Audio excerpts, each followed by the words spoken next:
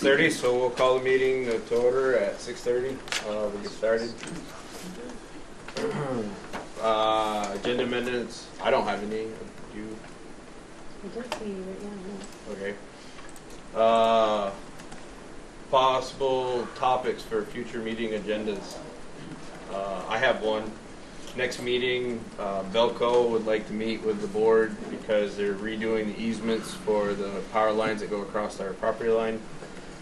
From what the surveyor said is they've already run the lines, but they never redid the easements. So now they're coming through and basically widening their easements, which means they'll probably be paying us a little bit of money for the widened easements. What that'll be, I have no idea. That's why they're going to come next meeting. They're supposed to have a surveyor come on, measure everything within the next couple of weeks. And then next meeting, they're going to present to us their findings. So that's going to be added to the next agenda. Anybody else have anything to add for next month? If we come up with something during the next couple weeks, can we call the superintendent's office and get it put on the agenda? Or call you, get it put on before, so we don't have to amend everything? Yeah. Okay. Just let me know and we'll put it on. Okay. Ideally, a couple, 3 days before the meeting. Up till then, yeah, it's no big deal. Okay, done with that. On to adopting July 12th board minutes. I do have an amendment. It was stated under new business roof update.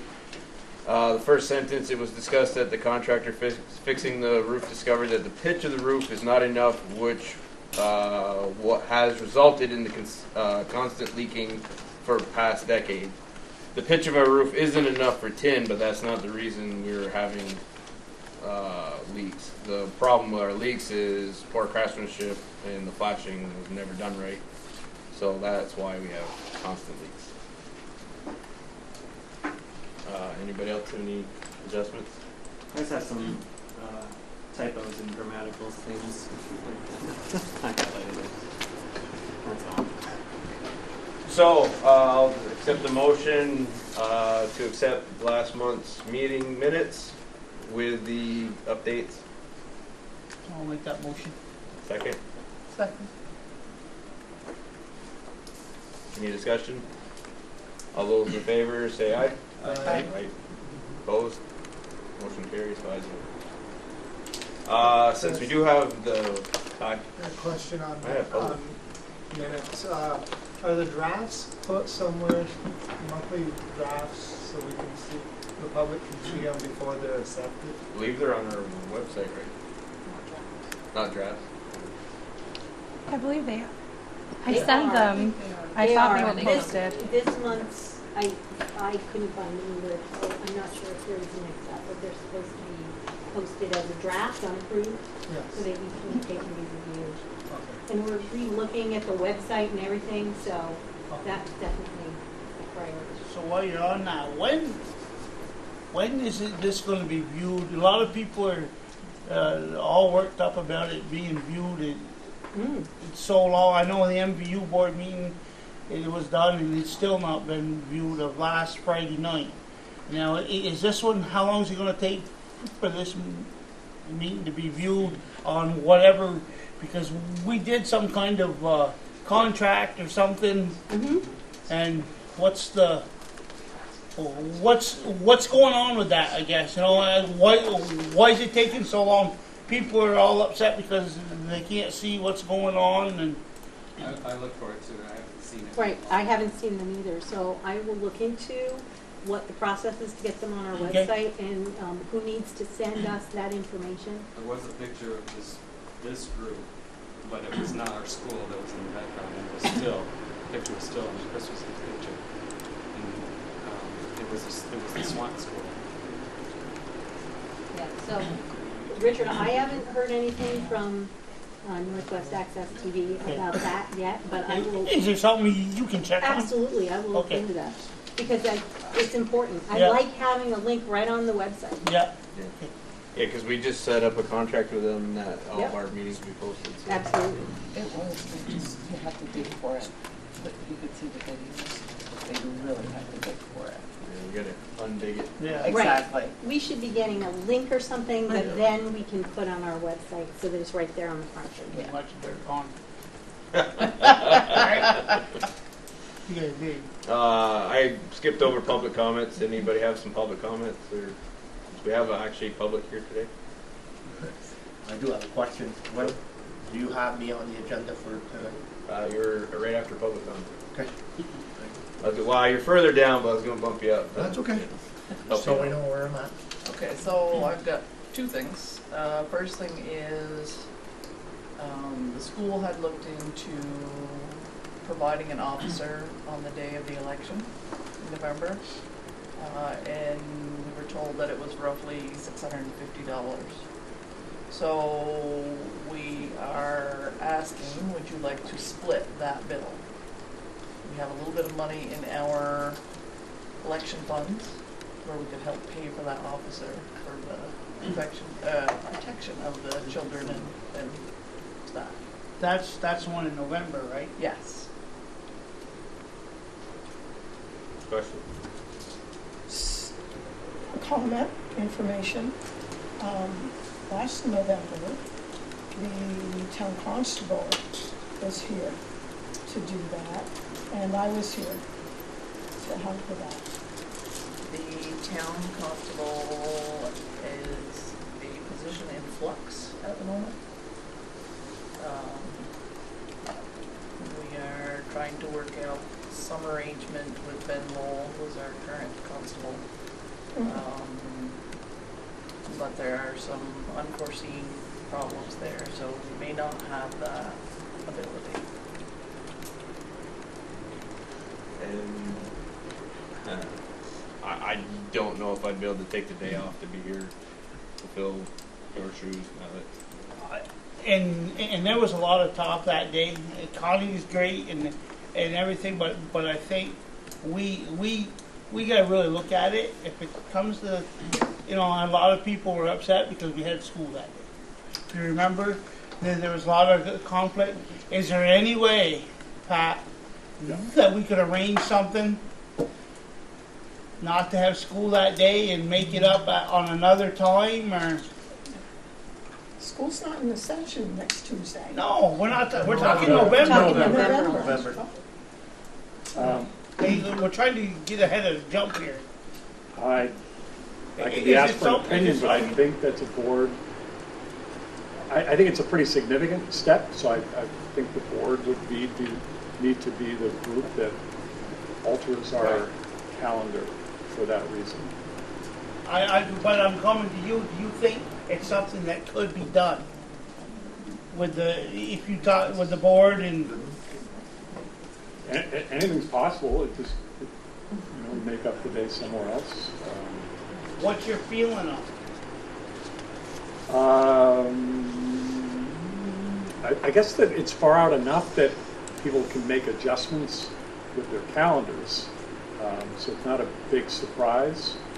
I'm just wondering if it's, as I said, a pretty big step. I don't know if it's worth it to not have school, and then not to mention the fact that how many schools in our district and in other districts nearby do they run school while having elections? And if we're the only ones not doing that, do we then have to answer to parents who are wondering why do I have to stay home from work to take care of my kids? So I think those are some of the things I think I would anticipate. I think just sitting here, I think we need to. I think that needs to be a board and discussion with you. And I do think I would also add, Richard, that some of our employees here, some of the employees in other schools have children here at Highgate, and if all of a sudden they are taking the day off, then they are getting a sub at a district school. Also, a little bit of a ripple effect. So I don't need to know now, but I'm throwing the offer out there. If we need to hire someone, that the town split the cost. I would dare say that if we do hire somebody, we'd be more than willing to split the cost with you. I mean, I think it's a great idea. But as Richard said, I do think we need to have a little further discussion whether we're going to have school concession that day. We had talked about the municipal building, and we had talked about the arena for alternative options, but unfortunately the arena will have ice at that time. So that produces a whole new problem. We don't have that many skates. And the municipal building, the last time they attempted to do a major election there, because of the parking situation and the room, there's about 1,500 people that vote, so it's just a nightmare, and they've had, you know, close calls and head-on collisions, and so we're looking, but we're offering to help. The second thing would be how are we doing on Act 46? Have we heard anything? Have we? Isn't that an item on the agenda? It is. Okay. All right. We'll wait. Well, no, I thought it was on the agenda. It is, yes. Act 46 update under old business. Any other public comments? Okay. I'm going to shuffle it around a little bit, just since we do have so many people here. It's in interest of the Macy property request. I was going to move that up to now. So that's an old business item. The select board had come to us, asked us about a section of the Macy property that they thought they owned and we actually own.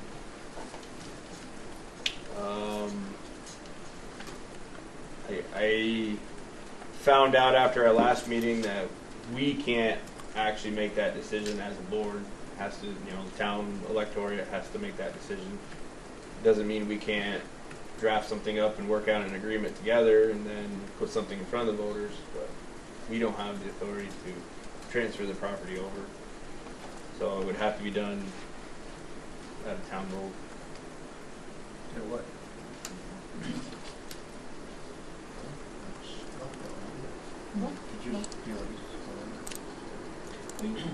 For your project, you can still go forward. No, I don't know. It's not a change here. Well, they're gonna change the layout on what they wanted to do, because we didn't do it. It was all part of it. But, I mean, that's why we're doing that, because obviously we gotta revamp. Nobody knew it, including you guys. Right. We found that out later. Yeah. So obviously we have to change the equation, but as far as in the means of what we're doing, yeah, it can be done, but it will change quite a bit on angles. So, all right, so, did you research where we gotta go with that? Who we gotta see? Is it deal back with the lawyers, or to actually, we gotta I think the put it out actual, to a vote?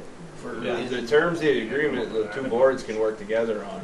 We can draft something up and That's what I'm create a saying, mutual between agreement the two. that we present to the voters. And then we to vote present on. it in the spring. Huh? Is that what we're saying? If we agree. If we agree. Have a special meeting. Well, that's another thing, yeah. Yeah, you can pull a special meeting in 30 days. Okay. Do you think that would be possible?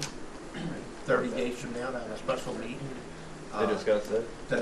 No, I mean, to actually, for the meeting, for a vote, I mean, I yeah, think- Put it out to the town. put it out to town vote early. A discussion first before we Yeah, cross I that would- bridge.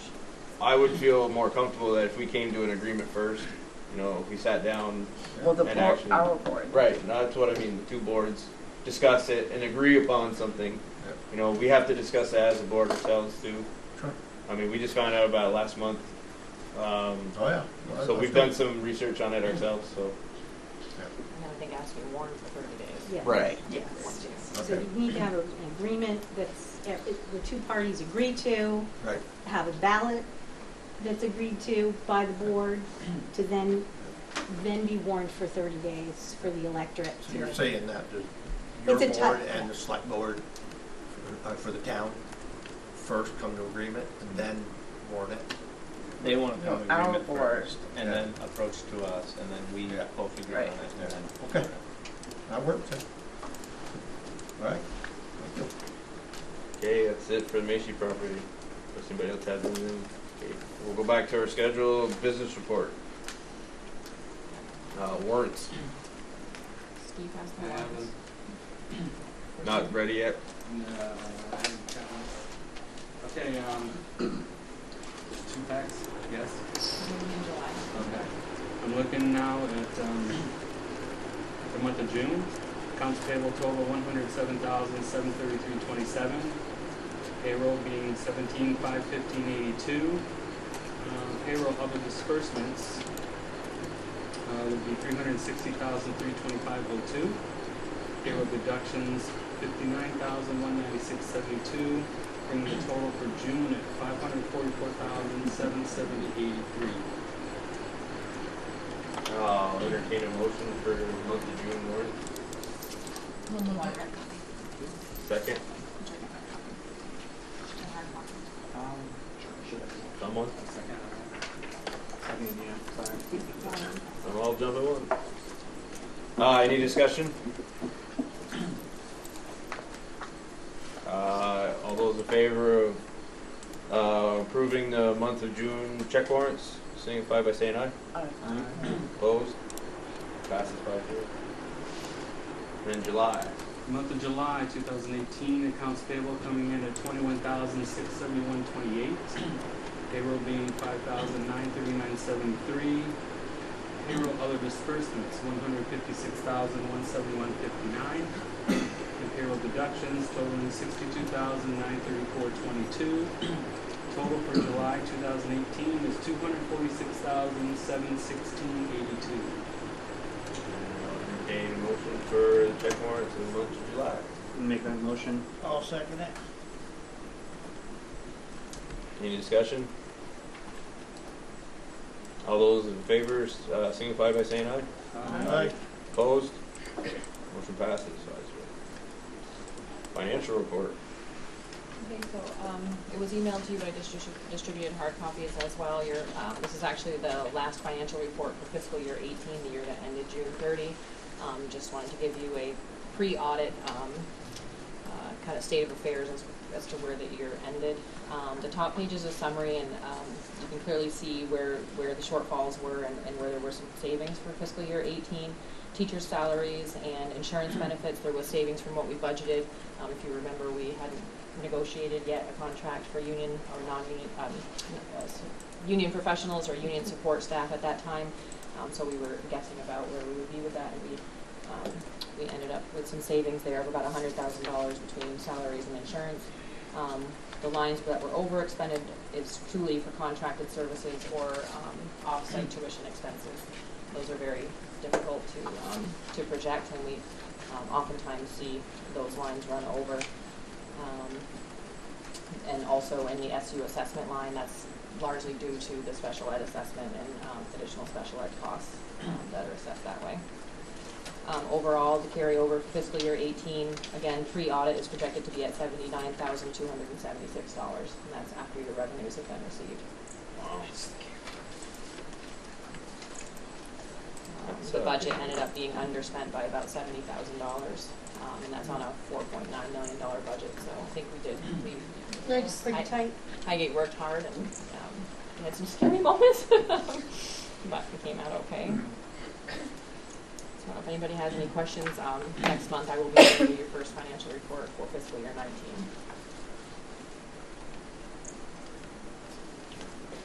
Highgate financials will be audited by an outside auditor the last week of this month as well.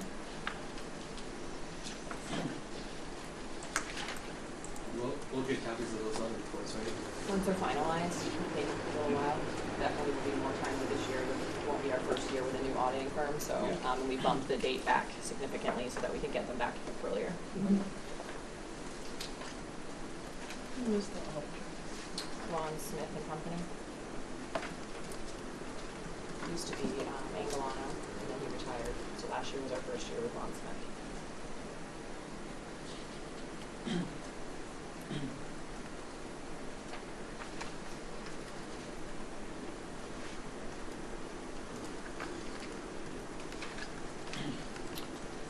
Any discussion?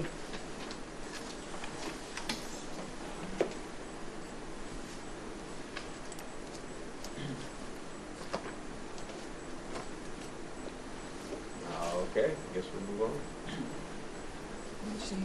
You typically accept, not approve, but accept it. It's up to you if you want to do that or not. I'll accept a motion for approving the financial report.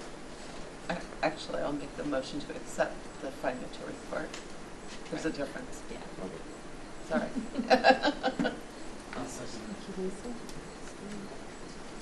All those in favor, signify by saying aye. Aye. Opposed? Passes 5-0. Okay. Food service. Okay, so Highgate contracts with the Food Service Management Company, which has been the Abbey for the last few years, to manage their food service operation. Once you're engaged in a contract like that, it can only ever be a one-year contract, and there with the possibility of having 4 one-year renewals after that. Highgate got to the point where they were done with their renewals for upcoming fiscal year 19, and we needed to go out to bid. The state required us to go out to bid in a different manner this year. It had to be a fixed price contract rather than a cost reimbursable contract. So whereas your food service management company used to show us all the revenue coming in, that would come directly to us, and then they would also reflect all of their expenses, and they would provide us all the backup for that. And we would have to review those at the SU. They're no longer doing it that way. Basically, the state is saying that they will provide us with, I like to call it a vended meal price, so we will pay a flat amount per meal based on the calculations that they do, and I can request backup, but it won't be that same monthly where they have to prove to me what the revenues and expenses are, and then anything above and beyond that stays with the program. Again, this is something the state is making us do. They think it's a better idea. I'm not sure I agree. So we went out to bid in that manner. We received only one bid, even after posting it on statewide websites, newspapers for 2 different days, our website, the school website, and soliciting bids to several other companies. That was a list that was provided from the state. The only bid received was from the Abbey, who has been your contracted service for several years. They have offered you a fixed price of, I should have had this out.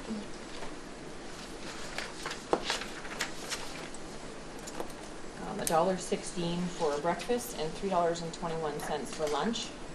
And then an admin fee and a management fee consolidated into one, where you used to pay those separately, would also be another 15 cents per reimbursable meal. I have done analysis on my end to see if that would cash flow our program, and I've also talked with the Abbey about that, Nina Hansen and Abby Underwood from the Abbey. We think that it will. It looks like it would be tighter this way. The program would not have such a surplus as it has in the past. But again, this is a pilot year. This is the first one. This is the first year anybody will have this kind of contract. We're getting limited direction from the state, so I would ask the board consider approving this with the understanding that this is a pilot year, and if it doesn't work out as well as we think it should, then we can reconsider it next year. It's only a 1-year contract.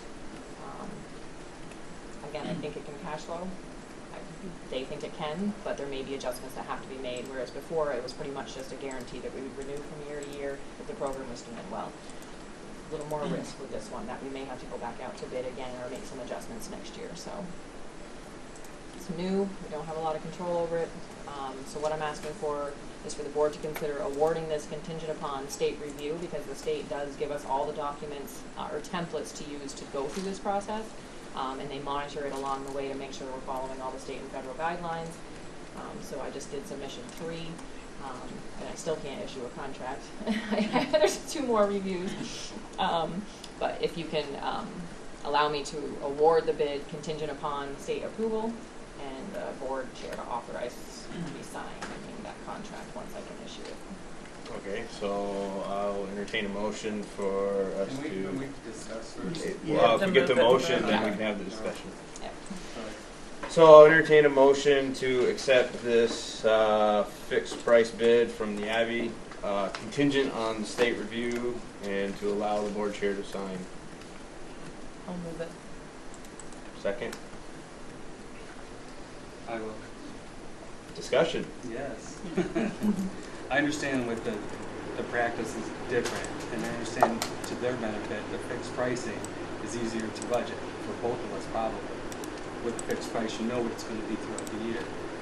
My question is, throughout the past couple of years under the other contracts and now going to a fixed, those prices that we were quoted, are we above, beyond, behind, or? We're behind. Or I believe the program itself, which used to keep all of the excess revenue or surplus that it would create, and only the management fee and the admin fee would go to the Abbey, right. or the food service management company, whatever it would be. I don't believe the surplus will be as high that stays with the program. That's what you said. I just want to make sure that I got that, because if they're quoting us those prices, well, it hasn't been in the past, and obviously Well, it's we've cost done that. reimbursable, so as it's very complicated at food service because there's always a balance between offering a quality meal and keeping your participation up. There's also the consideration of your free and reduced price percentages, because free and reduced price claims are reimbursed at a higher level from the federal and state government, and so the higher your free and reduced price rate is, the better your program will do. We started offering free breakfast here in Highgate. It's been a huge success. It's helped academically and with behaviors, and it's been wonderful for families. But obviously with a fixed price, there is, we're paying for those free meals for all students, whereas the paid meal people that are not free and reduced eligible would typically be paying and subsidizing that way. I would not suggest you changing that, though, because it does help your participation, and that's one of the key drivers to the finances as well. So it's really kind of this, there's a lot of variables to take into account to cash flow a program. The number of people Yes, involved. absolutely. And the free and reduced numbers. So again, one of my concerns is the free and reduced price numbers in Highgate have gone down a little bit, which is, great thing for the community, but not so good from a financial perspective for the program. So we've talked about marketing the free and reduced hot lunch program to kids and families, trying to get people to apply and get as many people to get benefits as possible. People can even apply for free and reduced price hot lunch and then say, I don't want the benefit, but we can still count them as far as the state's considered and get those subsidies. Title dollars, there's all kinds of things that are associated with free and reduced price hot lunch. So that has an impact on the program's success that we're projecting for next year. The pre-K population coming in, we don't know what the free and reduced price percentages are going to be, so we used a low conservative estimate. If those come in higher, then the cash will flow a little better in that program. So we'll monitor it the best that we can, but I want to make sure that the board knows that there's a much better chance a year from now that we will say we need to reevaluate something. And the population is probably going to be the driver. Or it could be the offerings, or I could come back to you and say, right now we're offering salad bar and all these different options and tons of fresh fruit and vegetables, which is wonderful, but if you're having a problem cash flowing your program, yes, you need to meet the requirements, but some of those luxuries, unfortunately, may need to go away. Not that we're serving steak and shrimp, but, we do offer a good program because, again, you want the participation to go up. Or I may come back to you, and we're going to talk about this in a second, about setting your paid meal price for fiscal year 19. I think we can go with a conservative increase this year, but next year, if the program is having a difficult time, that's another thing we can look at is we have a very low paid meal price right now. Maybe we need to increase that a little bit more. Or do we go back out to bid and hope we get more bids, or a different bid than what we got the first year? In the defense of the food service management companies providing the service, this is brand new to them too. So, Laura, I asked you this again, you, but I asked you, where do we sit on the whole school? I'm pushing this. No, yeah. Where do we sit on the whole school getting free hot lunch? So we're serving free breakfast, and we serve now, we serve free supper. Okay. If they now, attend the after-school program. I heard you say $1.16. What was the dollar? That's what we pay the contracted service to provide the meal to us. Okay. Yeah. Okay. So the state gives us money. Okay. And the federal government gives us money for those meals too. And we have to pay some of that to the Abbey to prepare the meals and buy the food and all of that.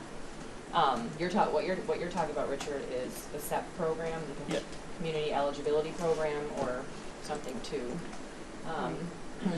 Provision 2, Provision 3. Yeah, it has to do with your direct certification and whether you have high enough numbers of kids who automatically are assigned Right. that status of free and reduced lunch.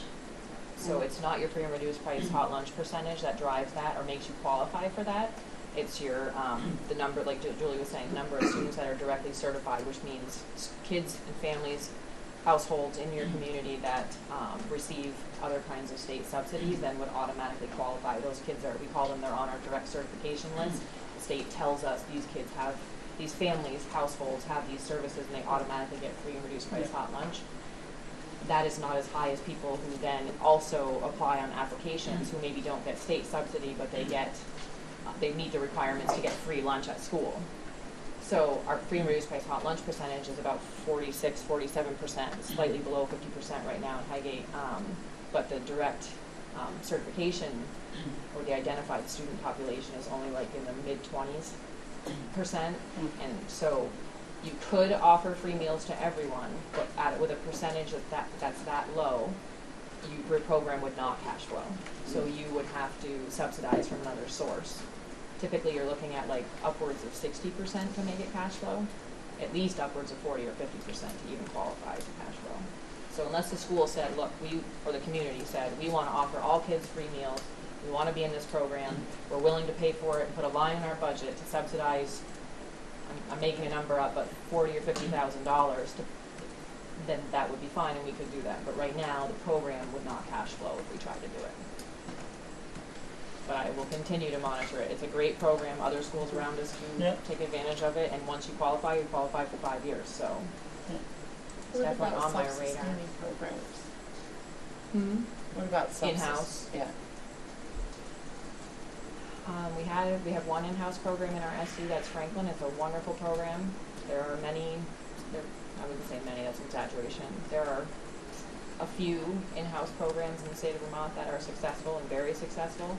Typically it involves hiring a food service manager, a true manager, almost like an administrator to manage your program, and they create a program for you. And it takes a lot of oversight by principals, superintendents to get something like that going. I don't believe that's been our focus the last couple of years, or something that we wanted to, or could, not wanted, but could put the time and energy and effort into. There were other priorities that. I know when we talked about it, when we went a few years ago, that our biggest thing was finding, it's getting so hard, you gotta have a special nutritionist and all that. That was why we went, because I wasn't in favor of it, but that's why we ended up going that, because you have to have a special nutritionist now and gotta be certified, you know, all that good stuff. So I came from a district where that school was done, and I believe it's still done. In Chittenden. So that's why I'm asking, because sometimes the money isn't a big difference. Yeah, I know as the federal and state laws have changed, in-house programs have struggled to cash flow. It's meeting all the nutritional analysis and providing all the whole grains and more fresh fruits and vegetables is more expensive than it used to be to feed kids, unfortunately. We kind of It's not did farm impossible. to table stuff. We were one of the first that introduced it. It was an awesome program. Oh yeah, there are a few awesome in-house programs out there, but it's an investment of time and energy and resources that the school has made a conscious effort to say we want to keep it in-house. So that program was how much to the good? Which one? Your lunch or food services? I haven't got it. That will be audited too, but I would say in the realm of $10,000 to $15,000. This year was a very successful year. We had a very high participation. Free and reduced price percentage was pretty high. And again, with the food service management company, they have to follow all federal procurement, because a lot of federal funds go through the programs. They have to follow all the federal grant procurement rules too. But they're procuring food for almost an entire state, whereas an in-house program is procuring food for themselves. Okay. Do you feel there's a reason why we only receive one bid? I think if people may throw things at me if I say this, but I think if we solicited bids as an SU and it was large, we would probably get more. If it wasn't just feeding Highgate's kids and it was feeding the whole SU, which is almost 2,000 kids, then it might be attractive enough for a larger company who provides service like Cafe Services or one of these other companies to come in and say this is worth our time and energy because it's a larger contract. We do the best we can. There's only a handful that even the state has on their list to send them to, and I never even get a response. I don't even get like a, hey, I'm not interested, or let me answer your questions.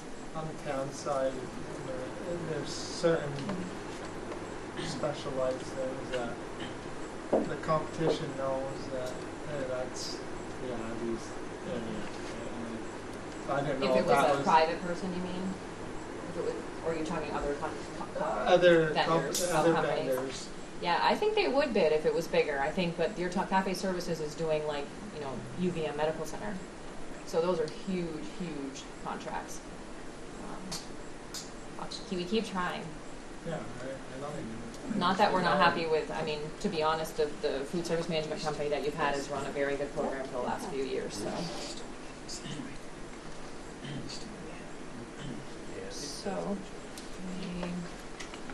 So any further discussion?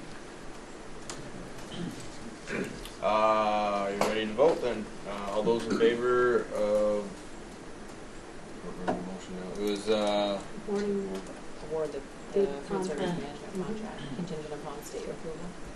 and authorizing the board chair to sign. There we go. All those in favor, say aye. Aye. Opposed? Passes 5-0.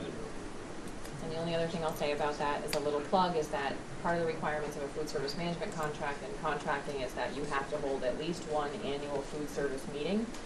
And that is open to public, the food service management company, teachers, kids, community members, anybody who would like to know more about the program or has ideas. And I think we're planning on putting that on the website when that is happening this year, at least once or twice that it will happen this year, so. While we're on food management, we're going to start. And that's what we do. It's all set. Although we're going to talk then. Yeah. So, we're going to talk about it then? Okay. Okay, FY19 paid lunch meal pricing consideration and action. Okay, so it is the board's discretion what they set their paid meal pricing at for lunch and for breakfast. That being said, the state requires us to do a paid lunch equity calculation, which forces us to increase our paid meal price to move towards a target that the state sets to ensure that the revenues being sent to schools for free and reduced price lunch is not subsidizing paid meals. Does that make sense when I say it? Yeah. Okay. So, so we've done that calculation, and it requires an increase of 10 cents. So I believe it would go from $2.45 to $2.55 for lunches, and again, breakfast would be free. And again, this is ultimately the board's decision. They can set the lunch price at anything that they would like, but they would have to find a subsidy funding source, subsidizing funding source if they chose not to make the increase to the 10 cents. Okay. So I'll accept a motion, or entertain a motion to raise our meal prices to $2.55 for lunch, keeping breakfast for free. So moved. Second? Discussion. So it don't matter, even if we don't, if we vote no on this, we're going to have to do it anyway, right? If you vote no, then you have to find another Way to come source. up with 10 cents, right? It could be grants, it could be your general fund, it could be the donation, it could be anything, but yes. So it don't do no good to vote on it. It's going to be, you got to vote yes anyway. Right? It don't make no sense to. Well, you can vote it down, Yeah. and then it means we have to just do some more work or find any money. We can't just raise the. Because what it is if we raise it to 10 cents, it means parents who pay for their students' lunches is paying the increase. If we don't request the parents to pay the increase, we have to pay the increase in some way or another. Because as the state sends you more money for a free meal to subsidize children who get free and reduced price hot lunch, they want to make sure that that money that's coming from the state isn't helping to pay for meals for free students. Not through students. I'm not paid students. Paid Right, students. right, Make it paid legal, students, yeah, paid students. What's that? You gotta make it legal. That's all Yeah. it is. Yeah, I have to send him the minutes with you guys approving this when we're done. That makes it legal. So any other discussion? Okay, all those in favor, signify by saying aye. I, Opposed? No. So you heard no? Yeah. Okay. Motion passes 4-0. 4-1. Student and staff Chromebook technology purchase and lease action. Okay, so Highgate currently has a lease for technology for Chromebooks for students that they engaged in last year. I think it was for 79 units. It was put in the budget this year, another approximately $5,000 for another lease to complete the cycle of units for students for the 1-to-1. I don't know what grades. Is it which grades is it? Would it be Pat? 3rd through 6th. 3rd through 6th. The technology person here, Ethan Coutura, and myself have solicited bids from several different companies as far as the units and several different leasing options as well. Ethan is recommending to purchase units with a longer shelf life. That would be Chromebooks that would be able to be updated and active and in use longer than what we had before, which his explanation to me I agree with. To help us get out of this, where we would get back into the cycle where we would lease for 3 years and then we'd have a year off, but our units weren't lasting long enough, the previous units that we were purchasing. So to do that, he's asking for a slightly higher purchase price because the purchase per unit would be a little bit higher, so the purchase price would actually be $22,847. The lowest lease rate I've received is 4.75% for 3 years. Annual payment would be $79.71. So the board would need to understand that they would be overexpending that lease line by $2,900. a little over $2,900. At least for this year. Next year we could budget appropriately because it would be a 3-year lease. There are 10 teacher units being purchased or proposed to be purchased and 79 student units for this price. And that would get us to 1-to-1. In those grades. We're going to just remain 1-to-1 from 3 through 6. So it's just a way to make sure that we are on a continuous replacement plan for those in grades 3 through 6. These units will have a shelf life or be in service for upwards of 5 years, whereas the other ones it was 2 to 3. It also comes with a management system, a management license for each unit.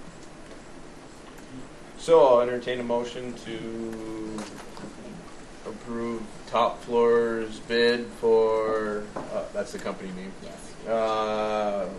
for purchase and lease agreement. The purchase is from Top Floor. The lease would be with municipal leasing. All right, so purchase the Chromebooks from Top Floor and then the leasing. In the I amount have a of question afterwards, but the Okay. leasing would be from municipal leasing company. Municipal leasing company. Both Vermont companies, by the way.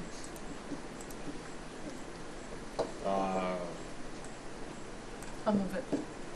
Second. Can we just have the amounts reflected in the minutes? Yep. Yep. It's, which amount do you want? Both. The 79.71? No, the full amount of the purchase, so $22,847, All right, 22,847. and then to finance or lease that with municipal leasing company for the full amount with an interest rate of 4.75% for the term of 3 years is fine. For a total of 79.71. That's the annual payment. Right. So I still need a second for the motion. I'll second that. Discussion. I have a question. What is the leasing basically the bank, the one that's financing it, and then the Top Floor is when we're actually purchasing the stuff from? Yes. I get it now. Some of them gave other leasing options. I mean, we solicited 4 different prices from 4 different companies as far as buying the units themselves, and 7 leasing quotes just to try to get the best rate. So teachers are getting Chromebooks too? So that, Richard, that's a good point. I think the board has in the past, we've had discussions about Macs and Chromebooks, and this actually is this is a gift in many ways. But one, all the units are less expensive. There will be no more Macs purchased for staff members, nor the principal. Yeah, he may have the last one. But I'll be getting a new Chromebook, and so the Mac days are over. So we'll actually be spending less for the teacher devices also. So if you probably weighed it out, it might be just about the same anyway. And all teachers eventually will be walking around with Chromebooks that are replaced on a regular replacement cycle also. And it won't create that, they've got a Mac and I don't. I like that. Level the playing field. So, so it'll be nice in a lot of ways. So the teacher units in this quote are $4.99 a piece, and the student units are $1.99 with a $24 management fee. Teacher ones do have a little bit more capability, but not significantly, a little bit more costly, but nothing major. Nothing like purchasing a Mac. Any other discussion? Okay, all those in favor of approving the purchase bid to Top Floor and the lease agreement with Municipal Leasing. Chris, can I ask a question? Sure. Are there other schools in the district that also lease Chromebooks? Yes. Have we, if we include the other schools in the purchase order, would that change the price? Yes. I'm working. Okay. We'd have to go through a school because the SU cannot borrow money. They can't lease either. Right. So we would have to go through a school like MVU or have Highgate do the lease for the entire. I'm also looking at leasing rates used to be very attractive and they're not anymore. We can't borrow, we can only lease without voter approval, prior specific voter approval, because leases contain a non-appropriation clause. But now, and that wasn't a big deal before because lease rates were like 2%, and it was great. But now they're going up to 4, 5, 6, 7%. Definitely want to look at other options. But next year I've talked with Ethan and Robert, the new tech director, and we'll look to consolidate and do it earlier, if this is the way we go. Thank you. Yeah. So all those in favor signify by saying aye. All right. All right. Opposed? Motion carries 5-0. And fun one, insurance letter. Which one? The one on the roof, right? Yeah. I think I do have an agenda amendment done because I have the animal grazing on the Cassidy property information That's too. right. Oh, so I'm sorry I missed that if I didn't. why don't we just do that one because we can put the roof under roof update. Okay. So this one was in regards to MVU having animals and having someone hay the Cassidy property, which belongs to Highgate. Wynn had reached out to our the SU insurance company, and basically he said that he didn't see a problem with animals being pastured on the elementary property if proper fencing and steps were taken to protect adjoining owner's property. I tried to dig a little bit deeper and say, if a farmer was allowed to hay the property, what would happen? And he said that the current coverage would cover the school, not the farmer, for the haying of the property. So you should be all set. I wrote back and dug a little bit deeper on that again. And he said in regards to the farmer being injured, there would not be any coverage to the farmer unless there was an indication of wrongdoing or negligence on the part of the school. So what that tells me is if he's negligent on his tractor or his tractor fails and he falls off or whatever, the school would not be liable for that. So it's still that way because the farmer's not doing the haying for himself. He's doing it for the school. Are we paying him to do it? Yep. While paying him in hay. And one cut goes to him, the next cut goes to the school. So technically we are paying. I think it would still be the same. That it Okay. would be depending on who was negligent is what they would try to find out. Okay. So was he making this up? But like didn't know how to drive a tractor and Right. got on the tractor. He And, owns the equipment, so it's his Right. liability. right. Unless we, dug a hole and didn't tell him and he drove his tractor into it and Right. got hurt, that would be our negligence. Then he should watch the report. Dug a hole and then we covered it up with, a tarp or something. Brian? Who currently prosecuting that? You, MVU, Whose equipment? right now it's Simon Payne. I'm just going to read you the rest of this. If there was any kind of lawsuit, the school would be covered, and anything that was a result in either a bodily injury or property damage.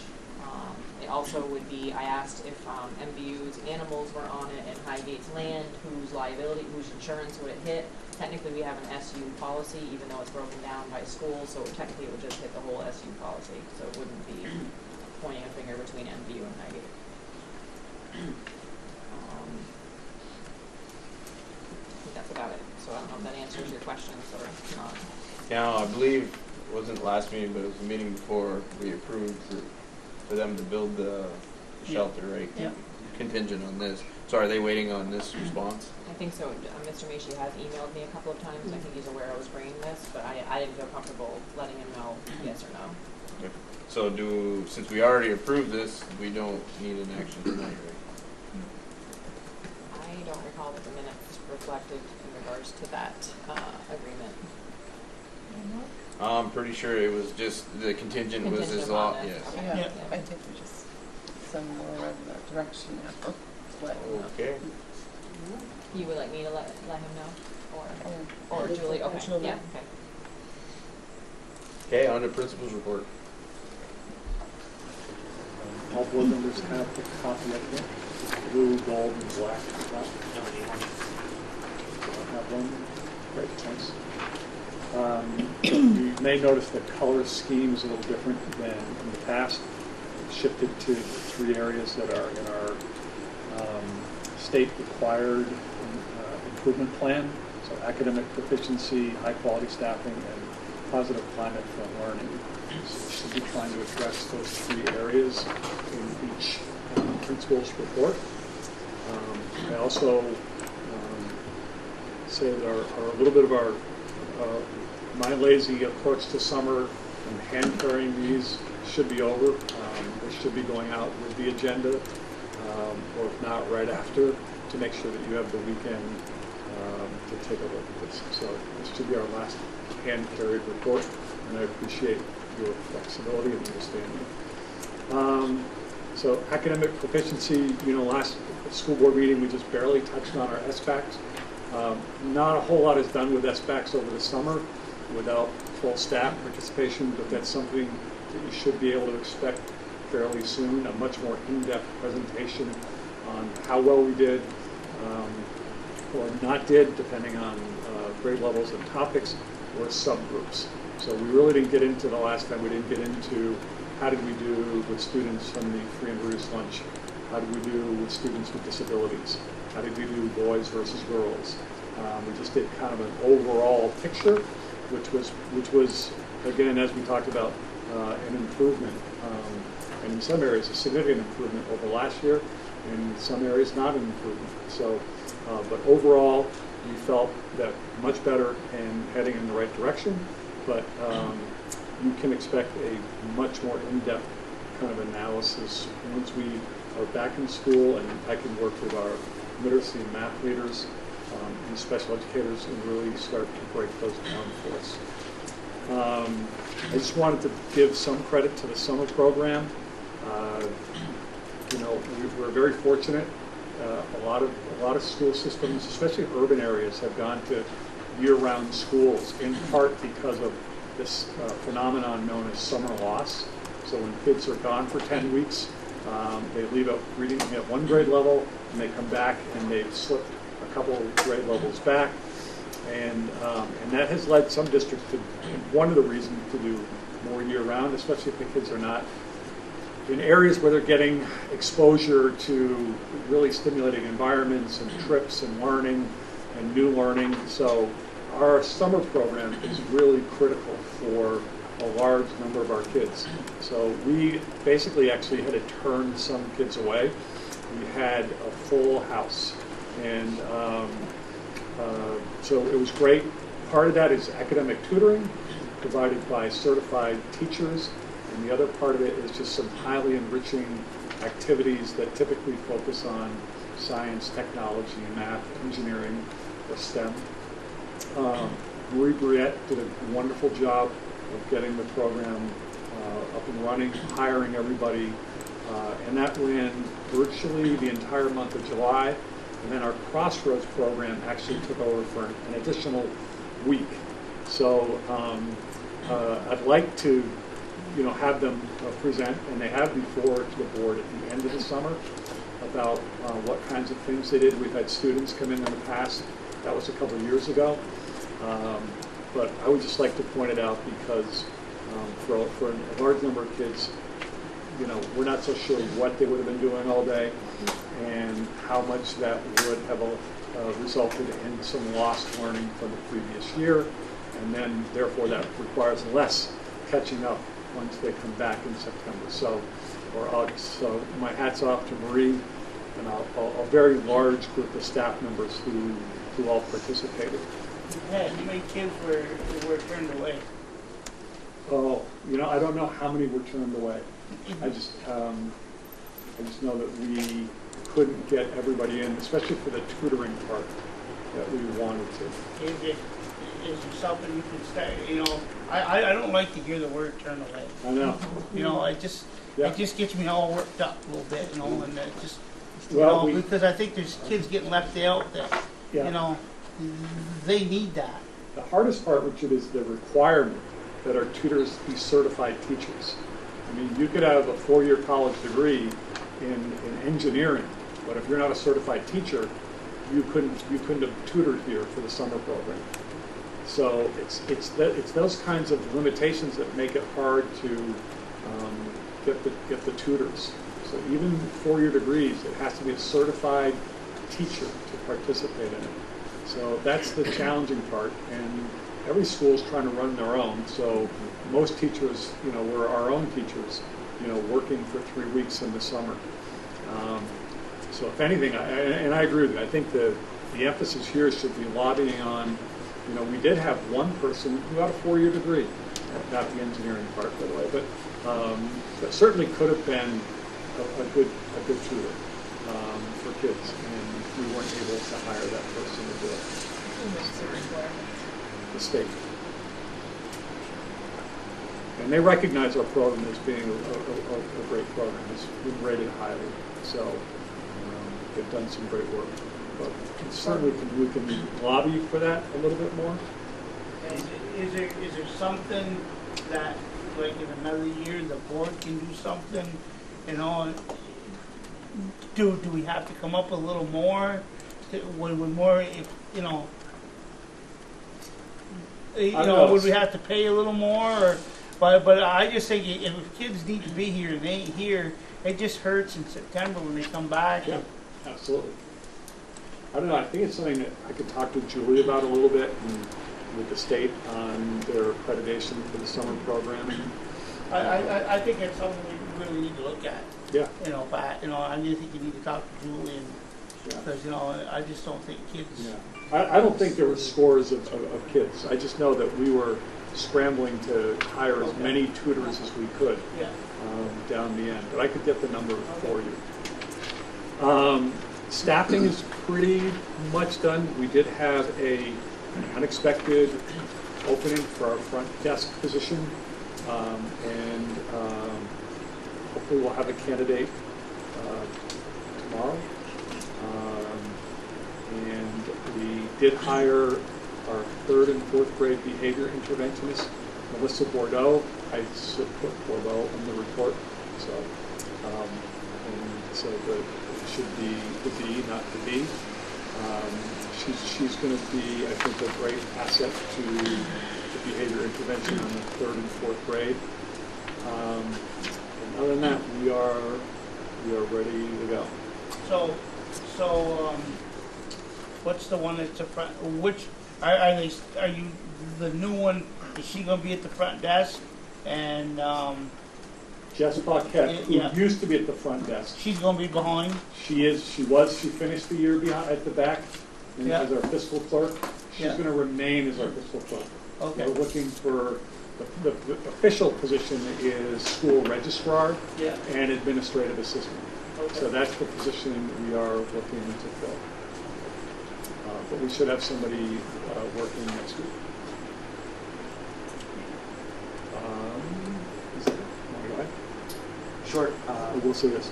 And all new staff will be here to meet the board at the September meeting. All new staff. All new staff. Everybody.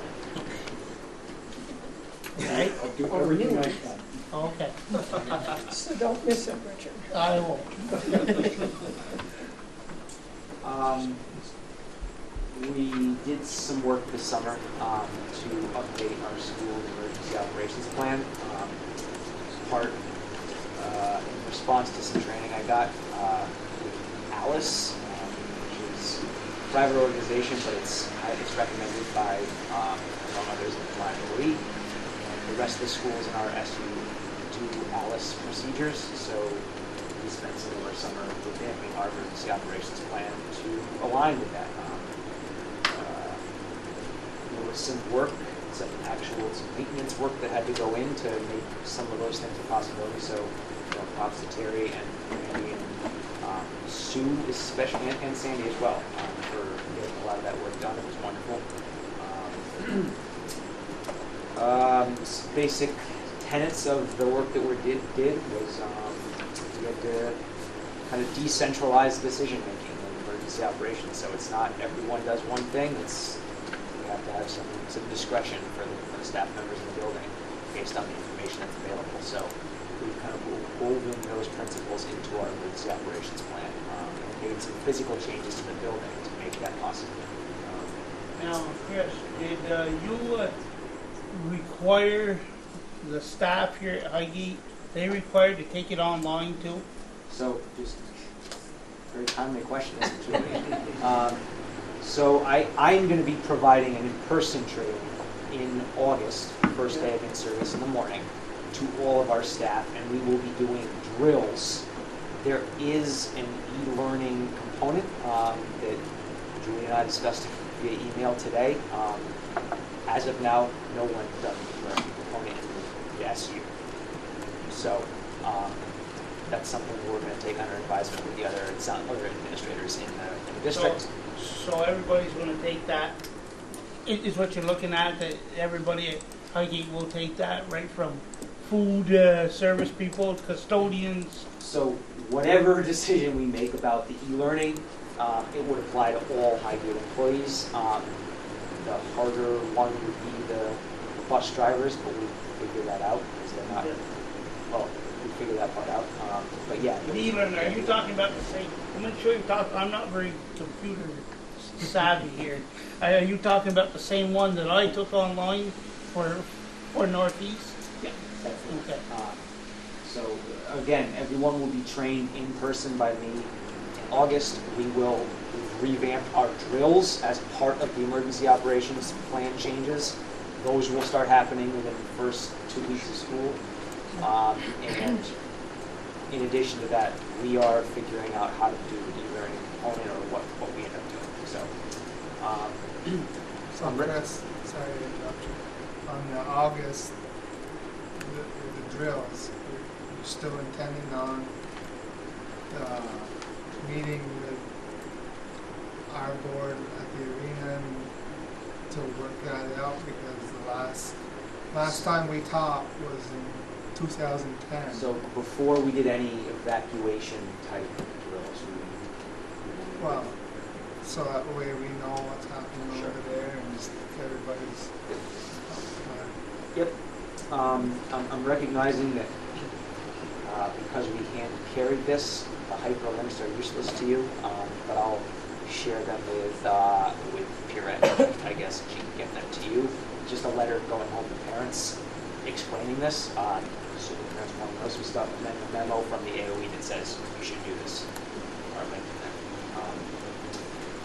I'm not going to touch too much on the restorative practices right now in the interest of time, but we are We are looking to do some innovative work with our behavior response systems, incorporating something called restorative practices. You'll hear a lot more from me on that, in addition to what's in here in future board meetings. So just take it as what it is in the report for now, and you'll hear more from me soon, for sure. Another question, Chris, on the revamping of, I forget how you said it. Emergency operations plan. Yeah, is the school currently under E911 compliance now? Because they weren't before this. Through that, Pat, I know you've been working on that. Yeah, no, we will do that the time school opens. It was a fair amount of work to get that I know it would. completed. Yeah. Is there a test that we have to do to see if we are? So what? A test? Yep, it's all part of getting the official designation of being compliant. And we are, as Chris mentioned, emphasizing this on day one with the staff. Can't share, as you know, being on television here, a lot of details of things, and we're even limited a little bit in what we share with parents about designations, but we certainly will be keeping them informed, the board and parents informed of all drills as best we can with general information. So I also asked if you could reach out, since there are certain things and places you want to put children, that you just let the town know, so that if we can be of assistance with the people that work for the town, or that we're all on the same page, because God forbid that ever happen, but should it be, we would like to be a part of your action plan. Okay. I'd like to thank Chris for taking that on. It's the ALICE training is pretty intense, and you spend a couple of days thinking about terrible scenarios. So, but since he's at the beginning of his career in administration, this was probably a good thing for him to take on. Just a couple quick things at the end. I just want to state the obvious that our maintenance crew worked through some brutally hot conditions, as did a lot of you. Yet at the same time, they will have the school. Everything's on schedule to be up and ready, roof notwithstanding. But all the things that were in their control have been done well, and it's really been a long, hot summer for them. So hats off to Terry and Sandy and Randy and Sue for all the work that they did. And then also, we do have a retreat tomorrow, the Continuous Improvement Team, where we will be taking on a lot of kind of initiatives for this year.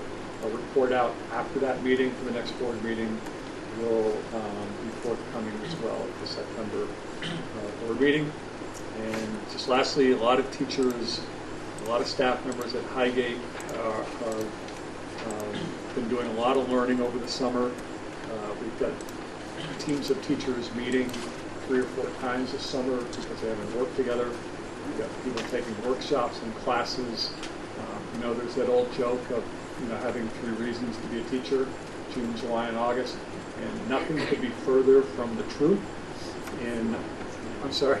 It gets smaller and smaller the time It gets that our smaller. teachers are Nothing could be further from the truth. I think there's more professional development undertaken by Highgate staff than most schools I've ever been at. So they really do spend a lot of their time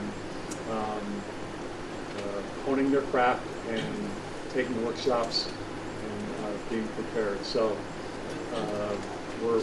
I'm inspired by them, and a lot of credit to them for also, of course, air conditioning wasn't bad.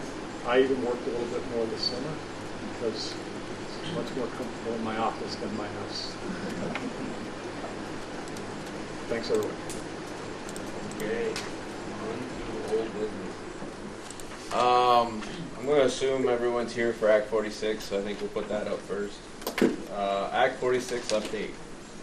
My end of it, we went to a meeting in Newark It's out in the middle of nowhere, many of you know. And the state board listened to the entire SU's AGS and our plea to stay with our AGS and to not merge. I was there in attendance. I would say the state board listened. I don't know if they heard us, but they listened. They were polite. They were polite, yes. So. Arrogant is what they were. We've heard, yeah. That was later. Oh, okay. We haven't heard anything from it. Of course, they said at the meeting that we wouldn't hear anything until October. There's a meeting August 13th Monday for the committee to meet again at MVU. I believe so. At 7. Is that open? Yes, an open meeting. Time. At 7 7. 7 at MD. Yes. Who's attending that? The State Board of Education or? No, it's our committee, the SU Just committee, the SU? and then any public that wants to attend. Do you feel we have a chance to stop it, or do you feel it's going to they're going to push it on us, and there's really not much we can do? I think that the amount of schools who are coming out opposing Act 46 and what it's doing to their districts is not going to fall on deaf ears. I was at the meeting as well. It was interesting that Randy Brock stood up and said to the committee, I don't believe this was the legislature's intention. Which was kind of telling to me, because I guess somewhere along the way I didn't know. You know, all this whole time I'm blaming our representatives. And so it was enlightening to see that they don't support this either, not in the sense that it has gone forward. So again, I would reiterate to people, write to everybody and make it clear that you're opposed to this and don't agree with it. So in the past, I mean, lots of pressure on people sometimes makes them change their mind. So these folks are listening to 44 districts. I wouldn't want to listen to all of them, to be honest with you, because, I mean, it's people's hearts Absolutely. that are getting broken, really. I know that sounds a little corny, but, their communities mean everything. And one of our own feels that way, and they stated that. So I'd like to think that the OE will do the right thing. I would be greatly disappointed in them if they didn't. I would be very disappointed in them as well, but my fear is they may not care. They may not listen to us. They may have an agenda, and that's what they need to do to make numbers work. And my fear is that if we sit back and hope that they're going to listen to us, I don't think we're preparing or doing what's best for our school or for our taxpayers. So I think that's why we're here, and I think we would like to try to come together, both boards, and come up with a plan B. And we have this plan B sitting there waiting, so if we say, no, this is what they're going to do, well, we have this plan where we can say, no, okay, this is what we're going to do, and we can act on it. So I think it's important for the school board to come together first and have that discussion. Okay.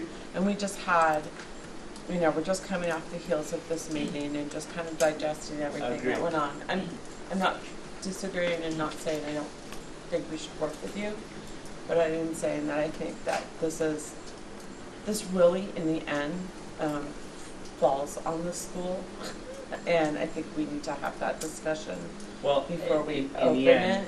In the end, to correct you, it doesn't really fall on the school, it falls onto the taxpayers. Correct, then all of the taxpayers. And that's really where it falls into, and our responsibility is to look out what's best for the And I think right now, I think the only one in our district that's well informed is Franklin.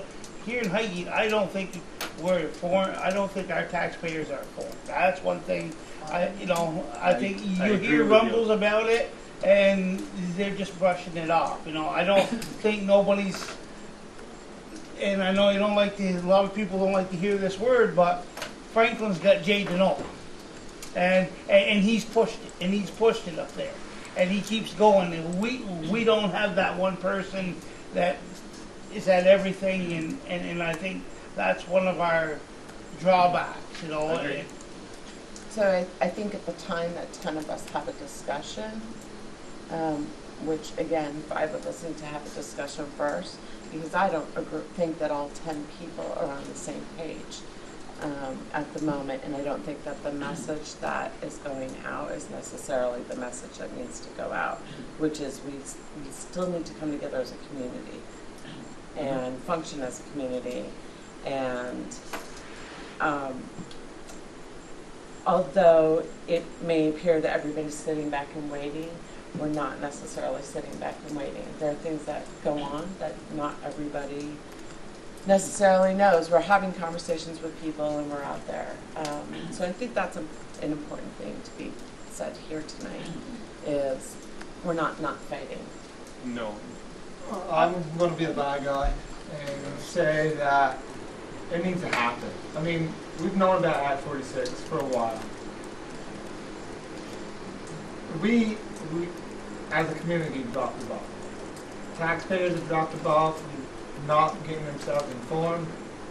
The school board and the select board have dropped the ball by not having Plan B already in place before this. We've all dropped the ball, and now, guess what? That ball is rolling, and it's going to roll right over the top of us if we don't hurry up and build something so it can go over the river now. So we also need to be very careful not to put a cart before the horse. And in many cases, that could be detrimental to us by doing that. It usually is. So there is a process that has to be followed. That doesn't mean that everybody sits on the sidelines in between and doesn't work towards a plan B. But to act as a knee-jerk reaction, I can tell you there are several of us sitting in this room who have seen this many times before, come right down to the wire, watch it dissolve, and I'm not like throwing all my money on that horse, trust me, because you know what, it's one of those things, sooner or later something sticks to the wall, right? So what I am saying though is like, it needs to be calculated and not just jump in both feet. I guess I would ask for calculations to be done quickly, because we find out in October. I would say September meeting, you guys should have an answer. Lisa, we had a group that studied all this. Right. You know, we've had a group that studied all this. Oh, I'm aware. And now, well, where do we go now? Well, that's the group that's meeting Monday. The Act Right, 46 exactly. board, that the Franklin Northwest board authorized them, charged them to plan for fighting the decision and going to the state board. And so the next meeting of that body is on Monday. And that, I think, would be a really important meeting for people to go to talk about, because that's a concerted effort as opposed to Franklin makes decisions and does a thing and Highgate makes decisions and does a thing. I think that having the entire SU board's committee is the one charged with really bringing all of this opinion and options together, and those options will be discussed. Has that been publicized, what you just said? It is, it's been warned, I believe. Where? The meeting? Where so we could I follow over social media, and I've seen it hanging in. Yeah, because I haven't heard about that. Venues as well. Monday. I would like to I don't know comment. if it's been warned today or if it's being warned tomorrow, but it is Monday. Okay, I'd like to comment a little bit above on that. I also went to that meeting, as you know. Yeah. And I feel I'm a pretty good judge of people. And I think it shocked them how many people showed up. I think they had the idea if it was going to be held in some backwoods that somebody wouldn't find a place. Maybe tell me I'm wrong, but I heard a lot of that comment, and I felt when every other schools that spoke, it looked like they were looking through them. And that's just my observation, but let's put that aside. And I feel we should be, as select people, boards, and as school boards, working together on this, because it does affect our taxes and it affects our schools, and I don't want the state taking over any control of our town. I don't feel they do a good job where they are now. So I would just assume remain in control of our town, meaning the school, the town property, just like Franklin. And it is in Act 46, from my understanding, to be able to take control of your school. And I'd like to hear more about that people seem to know more about than I do. But I'm glad to hear it. If it was in that we should be able to work on that. And I mean shortly, not wait till October and they tell us, bang, you're in trouble. And you're going to follow what they're doing to do. I don't like that. People voted here. People voted in Franklin and Swanton. No. And now they're going to stick it up your throat and you ain't got no say in it. So I don't want, I'm going to try to do it as easy as I can with suggestion, but I don't want anybody sleeping on this, and if we can help it, because it's a very short time for us. And yes, this discussion's been out there, but what are we doing about it? So that's the thing that concerns me, as a citizen, a taxpayer, and I have children come to this school as well. My wife actually works here. So, Brian, I'd like to hear what the school board's fears are about the proposal that the select board brought forward. one of the things that we're really looking into is what happens to our state funding. Our budget is largely, a very large portion of our budget comes from state aid. Our lunch program is heavily funded by state aid. So if we go out on our own and we lose all that state funding, I don't know for a fact that we will, because that's some of the questions we brought up. Can they legally pull our state funding if we do something on our own? We don't know. The problem is the tax burden that is on our taxpayers is going to significantly go up if we lose our state aid. It's going to go up both Federal. ways. If we go up, if we do Act 46, it's going up. Yes, but federal aid. The difference though from merging in Act 46 and what our taxes are going to go up compared to what we do on our own is not even in the same ballpark. I hear you. And I'm not even sure if we go on our own is the proper idea. I don't know. Right? But one thing I do really want to look into is protecting our assets. Which is something I had brought up the other day, and I know it shocked the board to ask that question. To consider giving the assets to the town for $1 and giving a lease back to the school. I'll be honest with you, we've been talking about that. We've been talking about, especially the Cassidy property has been a big concern, is maybe forming some sort of trustees to manage that property, so it's no longer part of the school board's purview. Believe me, I don't know how to reassure you, we are not sitting on this at all. We've been discussing a lot of different options. A big deal is going to be that meeting Monday. I mean, what the committee has gathered for information is going to be pretty telling. So the assets have to transfer by the 17th of October if that's to occur. So that would require a 30-day warning of a town meeting. So that gives you what the time frame is. I thought we had until the new board takes over. No, you do not. No, where'd you find that out, Sharon? Okay. He might be a lot of things, but he knows his, But he's also mistaken from time to time. yes. So I would suggest we get with a lawyer instead of. Well, that's what's going to be my comment as well. Yeah. Have you spoke with the lawyers? Yeah, We're currently in the process of discussing it with our lawyers now. We don't like to hear the word lawyers, but in this case, Pietro, Lynn, That's the way we should go, not listen to not us another talking. taxpayer who isn't a lawyer. That's right. Definitely. Thank you. I would think the property with the assets would have to be transferred over before Act 46 takes effect, whatever day that is. And that's Otherwise- June 30, July 1st, 2019.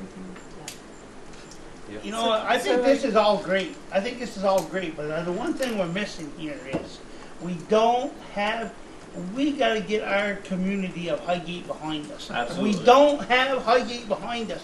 A lot of people don't know what's going on. And you know what's going to I've lived here 50 some odd years, and I look around this room. There's not too many people that went in this room that started in first grade and went all the way through Highgate. I think I'm the only one. Oh, maybe you. Okay? But we've got to get everybody on board. We've got to let this town know what's going on. That's one of my biggest things because in October, if this goes through, we're going to hear how bad this school board is. You know, and I know it's coming. And how bad select board messed up. All of I it. hear you. All of You know, and I just feel that it's great to have the thing on Monday with MVU and all that, but we've got to do our thing to get our taxpayers informed what's going on. Well, I think letting people know, because like, they're not gonna warn the MVU meeting till tomorrow, and people already Just have. make But sure can I, we post it's that. not an MVU meeting. No. No, okay, It's that- yes. happening in MVU. It's Okay, Act that's what I 46. mean, that, Meeting. The the Act meeting. 46 meeting. But it's like, it's not even warned yet, and people already have Is it- plans. Like, I didn't even know this meeting was happening tonight, except for somebody put it on Facebook, and so I'm like, when I'm starting linking people. Because if we have the information that we can link, it Not- will not go in- socially. No. That's where I've heard a lot of stuff is on the social networks. And it's, you know, I'm not finding any other places. So Richard's right. The thing is that people do care about the school. Yeah. You know, I mean, like, okay, my kids didn't go to school, they did extracurricular, we homeschooled, but I still am invested in the school. I want this school here. I like this school. Yeah. You know, I didn't homeschool because I didn't like the school. I homeschooled because I was a teacher, and that was fun. You know, so, but they were involved in the sports. We have good, you know, good experience with the school. I want this school here. So, but I'm pretty sure every taxpayer in Highgate, if they knew, would feel the same way. Yeah. It's just they don't know. yeah, I think that's getting out the information and letting them Maybe know how serious it is. we do a mailer to the town. Richard, I don't know. on to Richard's point, I don't know how to get people off their couches and mad. But I've tried to get them involved. But it did work. If you look back in November, when we had that vote, that the people didn't want that for us, we had a pretty good turnout for 7 o'clock at night. And And you know one reason why we did? Because 1,400 postcards were sent out Absolutely. to those people. And the other thing is, you probably lost steam on how people are feeling about it because they thought that vote was it and we're done with it. Right. I think you're right. But it was explained to them that it was a non-binding. Yes. I don't know if they got that concept or not. Right. No, I don't think some of them did. No. That they were voting and then that's the way it was going. Yeah. I think a lot of them just aren't hearing the call. You know, the troops are there. It's just they're not hearing the Back on troops. the laurels and they're relying on the select board and the school board to solve all the Yeah. problems. But if they know that So they all need, of a sudden it they goes need wrong to be, and yeah. what are we going on? But if they know that they need to be the Minutemen, that's the whole thing. You know. Connie? I just want to clarify a few things. First of all, it's not the Agency of Education that makes the decision. It's the State Board of Education that makes the decision. And the decision is based on Act 46, which is a law. Okay? So that's important to keep into consideration. So after reading the Messenger and hearing that you guys talked about this at your select board meeting, and I think it's very important to understand that, well, let me back way up. None of this conversation have I heard say what we want to do is because it's what's best for our kids. Okay, I've heard a lot about taxpayers and that, but I think my focus has to be we got to keep the kids is in center stage. What was the lady's name? I can never remember. Margaret McLean. Okay, she said we had three choices. One, to go along with it. one was to buy back your school, and I don't remember, and I think the third one was to become an independent school. Okay, so when you get to be my age, you have been involved in lots of things, and you got. I always think about what are unintended consequences. Okay, because I think that's very important. So I wrote down, just in thinking about this, 11 questions that I think we need to have answered. Okay, first of all, who's going to own the buildings?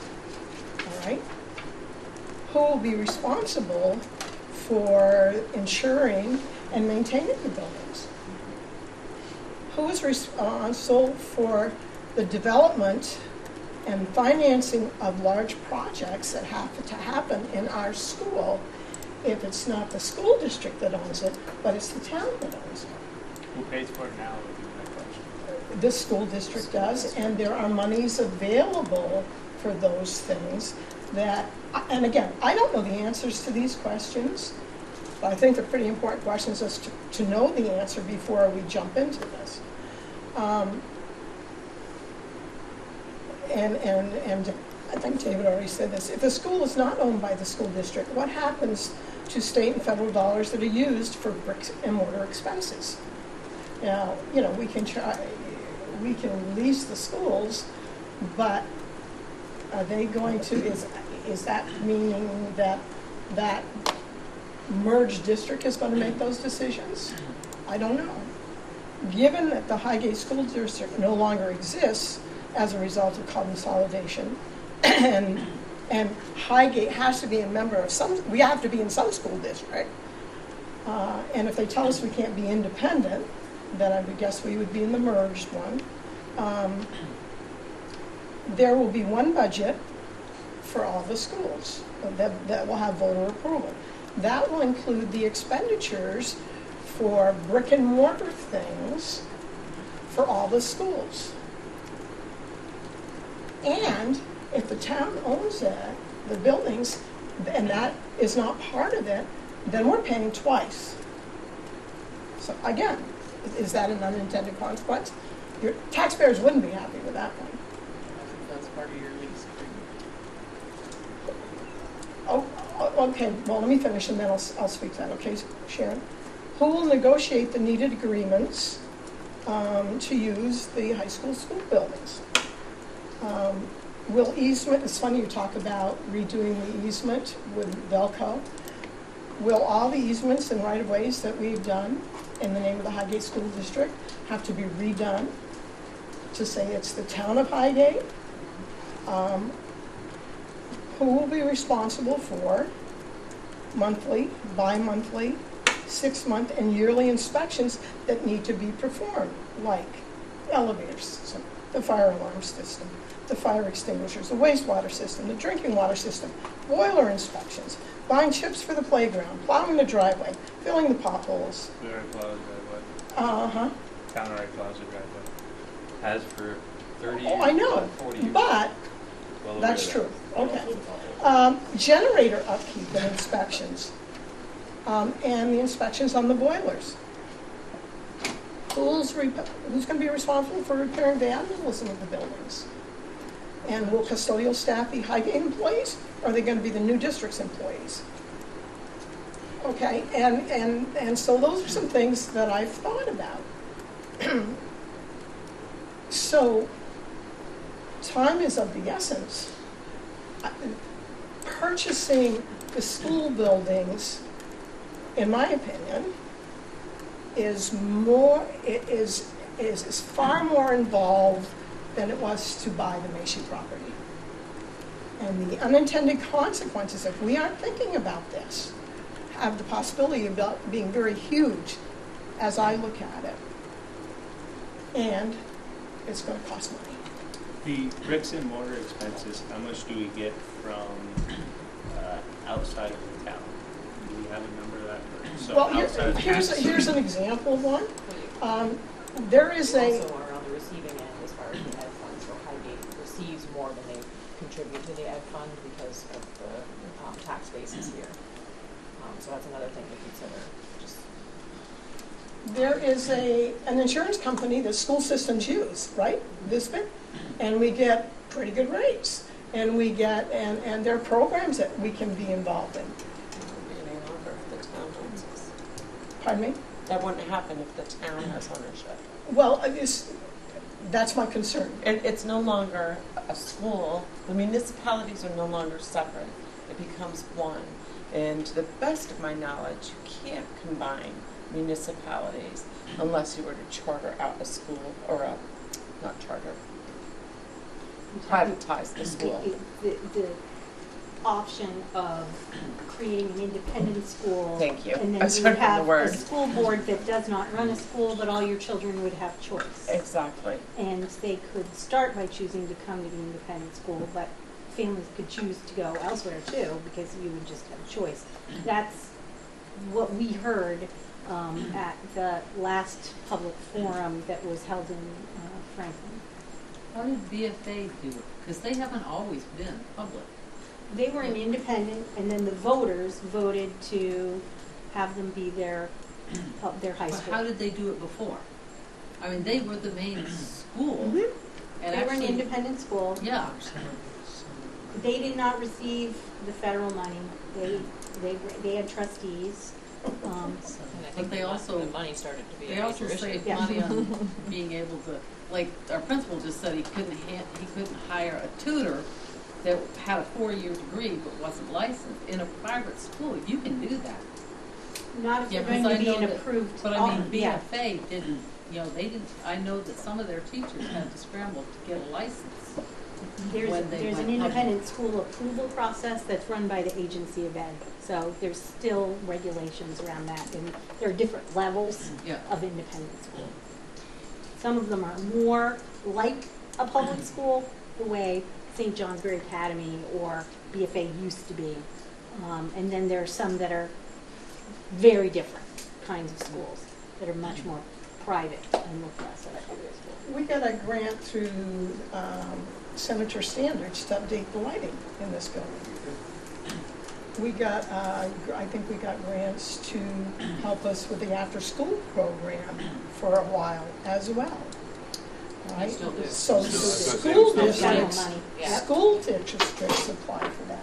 I don't know if a municipality was doing it, if that same thing would apply. And Josh, I don't know what the answers to the questions are. I can So give you some I ballpark guess my numbers, though. question to Connie would be, how should we handle this? What do we do? Just sit back and say, hopefully Act 46 doesn't Why work? not? No, but I would caution against making a snap judgment. I agree. Because I agree. Mr. Denault said we have till October 17th. Yeah. I mean, we have a lot of legwork to do with our lawyers and stuff like that. I agree. I agree. And I'm not saying we make a decision tonight. no, I- but I by no also means. think But- charging us to make a decision in September is a little unrealistic. I mean, that's a lot of information to digest, and there's a lot of unintended consequences we have to figure out to make sure we're making the right decision, so that we don't end up costing a fortune to the taxpayers because of a decision we made in haste. I agree with all that. My biggest thing is we need to inform the people of Highgate what is going on. How do we, and that's where I think the select board and the school board, not all this stuff, we just gotta inform them to make sure they know what could happen. That a lot of things are not gonna be the way they were. Town meeting, there isn't gonna be no town meeting in Well, that Highgate. may be an unintended consequence. You know? You're right, Richard. And that's, my biggest thing is, do all the things, agree with what you say, Connie, but we need to inform Highgate. Well, before you inform them, We need to have information. you have to have your information laid down first, and that's what your meeting's going to be. But you guys are going to have to get together with your lawyers and find out what the consequences are going to be and all this. Then get with the select board, then have your town meeting. So when you do get out the information to the taxpayers, Can't go without it. it'll be the accurate stuff. Brandy? I have the Can I just make a request that when we do have these informational meetings, that they're posted other than just on Facebook. I mean, I'm on Facebook every day. I follow the town, I follow the school, and the way that Facebook does their news feeds, unless you're going to those pages, it's not going to show up in your news feed. I mean, if it's mailers and I have to go over to the town after school and stuff envelopes, I'll do it. But we can't just rely on Facebook to get this information out, or even the sign out in front, because it changes so quickly. And the supervisory union and the Highgate schools websites are, as Julie said, they're both not great. They need work. Yeah. So I think, I just want to respond to that. I think that the difference in a committee meeting and just publicizing that is one thing. I think if we're having, tonight will make sure I put it on the Franklin Northwest website and Facebook page.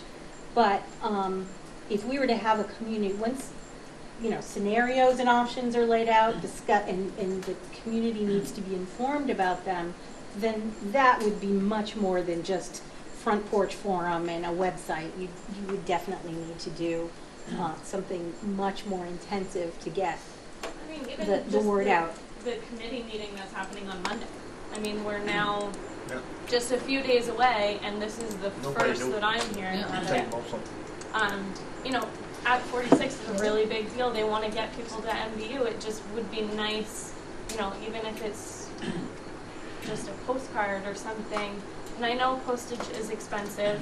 It takes an awful lot of time to do. Or, I mean, if you guys have your next couple of meetings planned out when they're going to be, just put multiple dates on one, and people can just stick it on their refrigerators. Or can we use the school phone service? I mean, isn't there a well, it's interesting to bring that up, because for the meeting in July 18th, we did use the school phone service, and I got a couple angry emails that we were using the school phone service for our own propaganda. So I got how many did you some send shots out? across the bow. How many did it send out, and what's your percentage?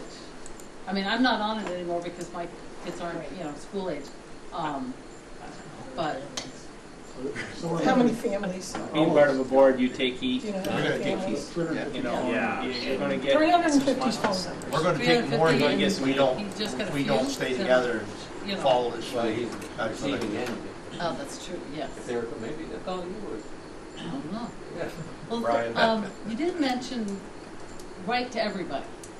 Who do we write to? Your state representatives, for starters. Because can we write to the governor? Because the governor is, I'll be honest with you, he's been kind of obtuse about this. Yeah, but to be 100% honest, our state representatives, Randy Brock and Carol Brannigan, have recently really jumped on board and have been very involved. Above and beyond. Yes. They've done a great job. I mean, it'd been nice if they'd been involved a little longer, but yes, they are very involved now. Minority against everybody else. But you can go online and get every state representative's email address, their home mailing address, State Board of Education members. It's all available. So, and I would say reach beyond our two representatives, hit all of Franklin County, hit the whole state if you want. I mean, the more who get bombarded with mail from us.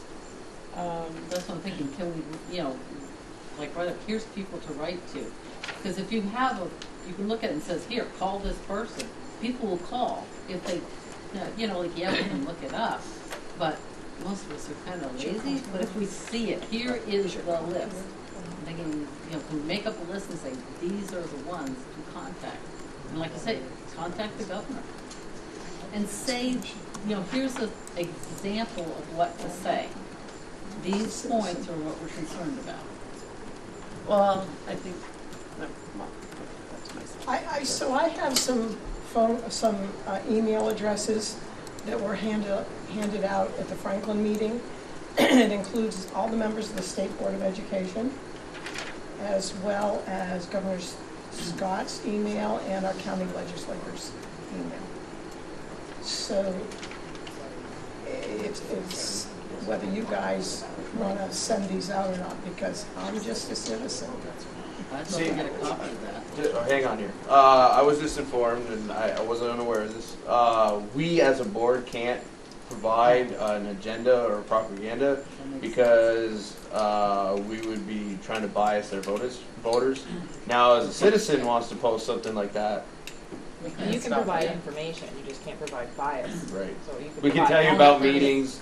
We can tell you about that kind of stuff, but Yeah. we can't tell you what to say and which way to. Okay, that makes Brian. a point. All I know is with that alert system, if that's what it takes to get it out to people and you have to take a little grief, by all means do it. I mean, we get it from the rec board, we get, to do the right thing, to get it out there, just get it done. If you gotta take some grief, I'm sorry, people are ignorant, but you gotta get I it out would there. say If that's what it takes to do it. it's just, one, hey, there's an Act 46 community meeting Monday night, this Yeah. time, these are things. Yeah, that shouldn't be, you know, it's a What's school the thing. okay? What's the just a minute? What's the rest of the board feel about that? Do we want to ask Pat to put out another alert for the meeting Monday night? Wait a minute. Before you do that, I think it's really important that you talk with the chairman of the committee about Act 46, because that meeting has an agenda and work to do. And if we bring a lot of people there who are really on page one of this voluminous That's why I go back to the community thing. We got people on page one, Con. You know what I'm saying? Because people haven't even opened the door. Right. Plain and simple. And you gotta get them there to at least get them to open the book and get them on page one. But There's no public But I comment. do agree with Connie. I don't think Monday night is the place to have. This committee's working. They're doing a thing to get it so in October we'll have our thing. I'm saying is we need to get people in Highgate to come out and tell them what could happen. This is what could happen. You know, I'm not going the. If one Like an information meeting, reads not a the debate. newspaper, Right. both the Yeah. Messenger and the County Courier, if they watch Channel 15 at all, Some can't. If they go. well, I agree, some people Franklin can't, Northwest side. then you know what? I don't know what more you can do. Okay, and Richard, you know, in Highgate, the history of having informational meetings doesn't bring a whole lot of people out. You get more at 6 o'clock in Europe on Saturday mornings. So, you know, I can, I won't give you the letter, but we can just photocopy the addresses and get those out. So Chris, it wouldn't be a good idea to put that on the phone for Monday night, right? I disagree. Oh, you think it would? If our crippling thing is our community doesn't know what's going on, then let's get them into a place with a room full of people who know our situation the best. And to me, it's the Act 46 committee. I don't want to go there and Then it needs to have 2 meetings then, because there's work that needs to be done about next steps. And if we're explaining everything like this, there will be no time to get that. That evening would last a really long, the alarm would go off at MVU because we'd still be in there. Did last meeting.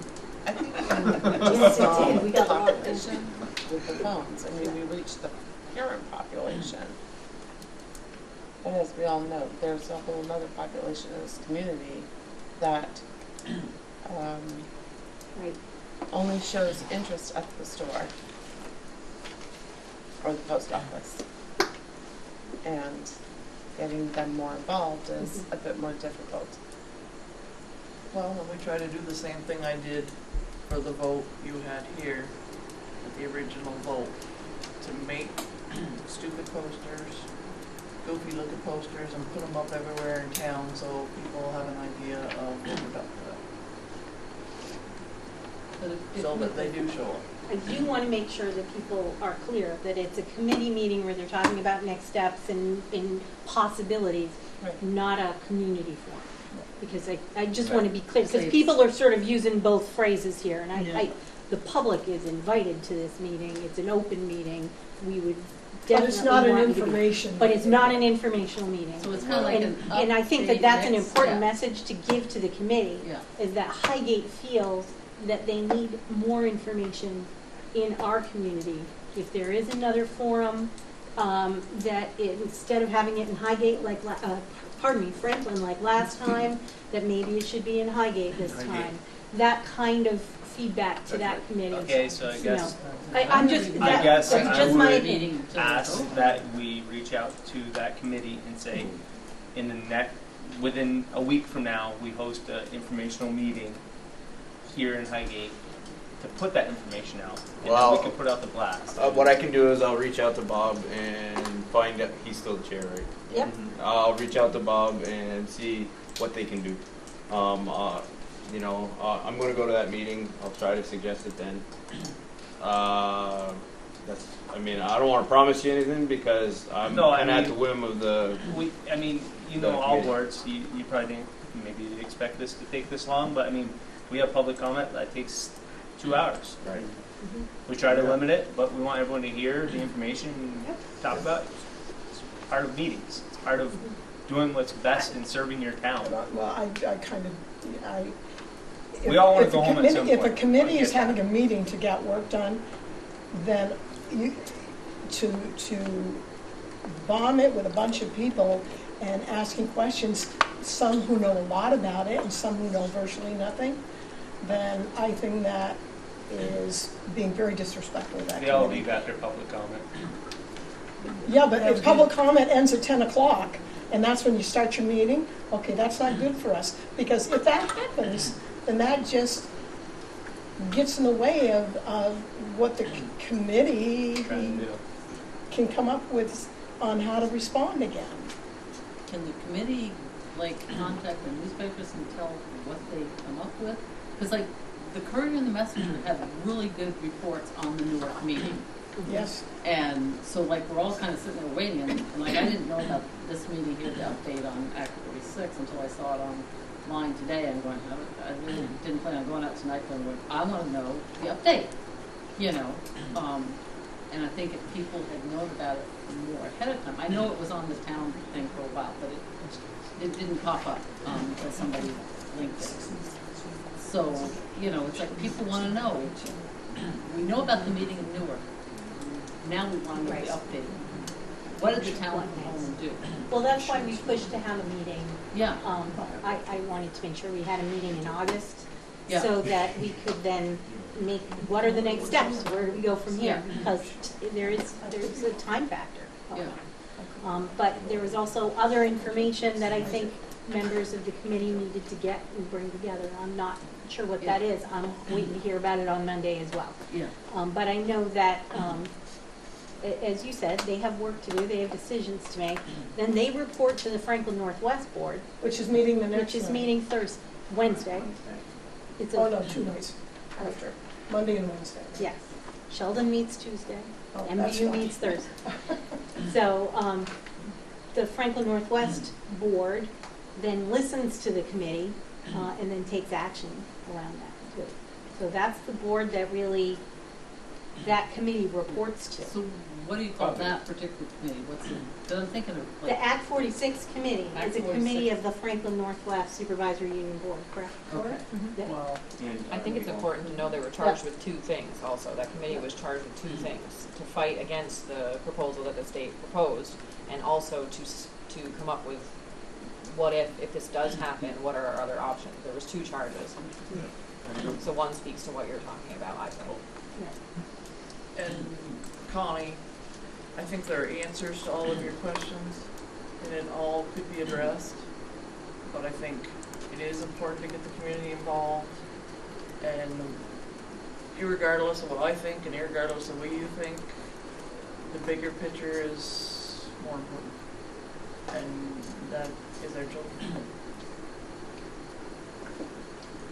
I think if the town wanted, the taxpayers want to go to a meeting, it would be Wednesday nights, that SHU meeting, where the information is going to be given to that board.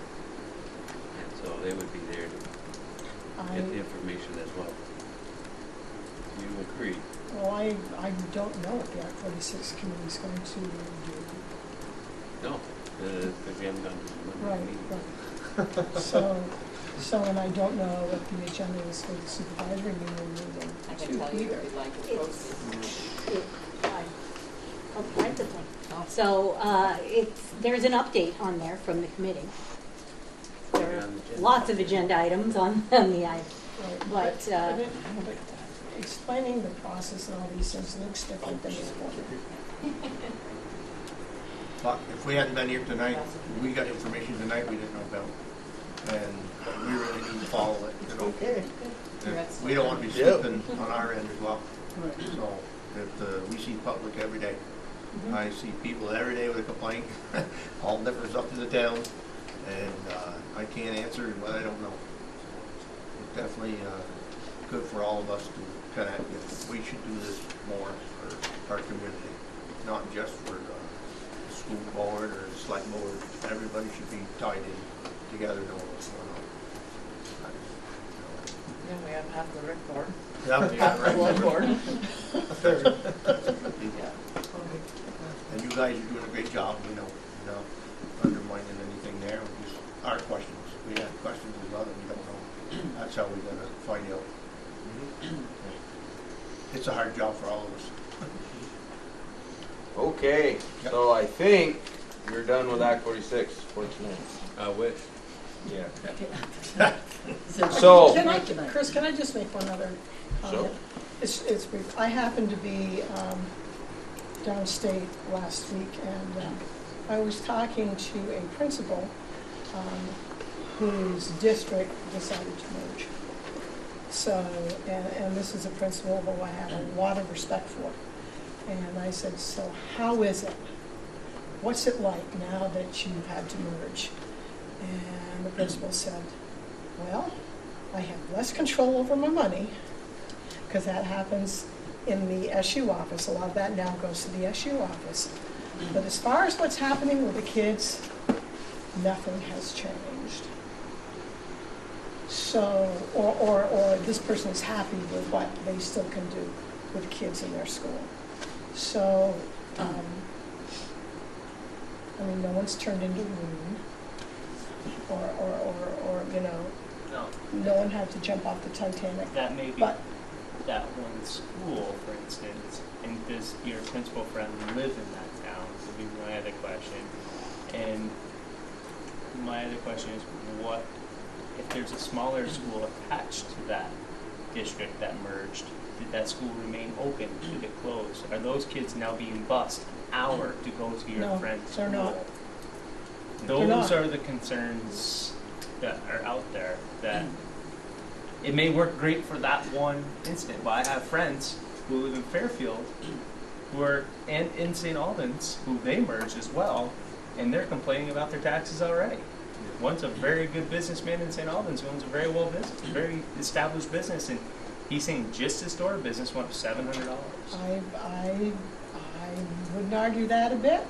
So I've never when the agency of education touts that one of the ways you're going to save money by merging is school board members' salaries, and we're serious about it. Exactly. We started laughing at Okay. Exactly. Yeah, gotta wonder Exactly. about that. Exactly. And I'm not saying, like you said, it's a 100% bad thing. There's probably some good things there. But there are a lot of things that scare us. And the thing is that people are migrating already. Right. Cabot is being closed, and like I'm from Craftsburg originally, and we still have some home place there, and Craftsburg's land value is going up because people are moving to Craftsburg because of the school. In fact, somebody just right next to us, bought. It raised our taxes because they were moving from Cabot to be at a small school at Craftsburg. And it's like when they're going to start moving, if they feel they don't have a good school, that they don't have control, and if the school is closing and the kids are having any bus. And that's what's happening over in the smaller areas. They're starting to migrate. Or they're doing away with busing. Yeah. but the Because people I've migrate. got a daughter in Wallingford, and a 6-year-old in first grade. They did away with busing in that town because there was different board members had different feelings, and they weren't from the town of Wallingford. You know, Is Wallingford part of a merged district? yes. It is, yeah. It's something to consider with an independent school too. Right now you get over $100,000 subsidy for your transportation costs that you can lose that. So the state gives you money to transport kids. And there's no law saying we have to, the school board has to transport the kids. It's the parents' responsibility to bring and get your kids there. I know that's one of those tough things that boards often have to look at when budgets get tight and tax rates are what they are. You know, I think your point before, Connie, is that this governance law is a governance law, and when people start talking about it being for the purpose of saving money, that's not really the purpose, and I don't think that they have necessarily shown that. It's really about governance. And it's, you know, people still have taxes that go up because the CLA went up or the number of students leave, and all those variables change with merged districts and in single districts. So there's a lot of information out there that I agree does need to get shared. But when we have some options to be presenting to people, I think that's when it will be the most effective. And that's just my opinion. I'll be quiet. Okay, so we're going to put Act 46 to bed for tonight, and we're going to move on in time, spirit of, we're an hour behind now, so. Roof update. We had, we put in an insurance claim for all the water damage and whatnot. We were denied. Reason being is because the roof has been leaking so long, and they felt we didn't do enough to stop it. And also because the reason that the roof was leaking was because of poor workmanship, which is not typically something that is covered in an insurance policy unless it's captured in a very small amount of time, yes. So, since we found out Friday? Did you get the letter Friday? I think so. Yeah, I think it was Friday. So I've been working with RNA again on a new estimate on repairing the roof with the now known damage that we know about, and then we're hoping there's not a whole lot more. He's given me some different options. Unfortunately, I didn't get to look at the estimate until I literally printed it out and then drove here. So there's 3 options that we can do. One is we can go forward with what we were originally planning, pull the metal up, have them repair everything underneath, put metal back down. We'll repair all the shoddy craftsmanship with all the flashings in a lot of different areas. Boils down to is none of the flashings were done right, so every flashing leaked, and we've basically had constant leaks since. So our options are to do metal. We can do a hybrid of metal with TPO, which TPO is a rubber roofing membrane. With metal, so it would be the TPO in the valleys and then just repair the metal in the other areas. Or we could start converting the roof over to TPO completely. So any pans that he pulls up to repair, don't put metal back down. They make a transition, so we don't have to do the whole roof at once. We can do little sections, switch it over to this rubberized membrane. And then there's another option over the front entrance and the principal's office and the front desk and whatnot.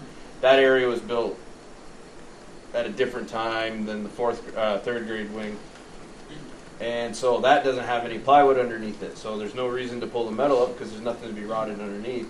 They make a system that they can fill in between the ridges with foam. Then they put foam over that, and then they put the TPO right over that. So we don't even have to remove the metal. And by going with the TPO, it gives us an R value. It is a little bit cheaper than metal because labor is a lot less. The thing I like about the TPO is repairs. If we ever get a puncture in it, we hire somebody to come back and they quite literally heat weld a patch on, and that's it. They'd be here 2 hours. So whereas if you poke a hole in a pan, it's a crew all day or more, you know. So and then the other nice thing about the TPO is if we wanted to start doing sections of the roof and start converting over to it, we can do sections. We can do a little bit at a time. He can paint it also to match or fairly close match the roof. So from the road we won't have a black and then a brown roof, and it won't be all hodgepodge. We can paint it so it at least blends together. I don't feel comfortable telling you the numbers at this point because I haven't really read this estimate through and through. It is obviously considerably more than our original estimate because of all the damage. But I'm tentatively optimistic about his estimates. There's not as extreme as I thought they were going to be. So I guess the problem is I wasn't prepared to. I wanted to be able to have a motion for you and give you actual numbers and stuff, but I'm just not prepared tonight to do it. So I don't know if it's going to require us to have a special meeting, say next week or something, or if you feel comfortable allowing buildings and grounds to make the decision. We have to do something. We can't leave it. I can give you a ballpark. The standing seam to replace it, staying with metal, is going to be around $120,000. The whole roof? Or just the areas that are concerned? Areas, just the areas. Just the areas. Do you know approximate square footage or anything? 97 squares.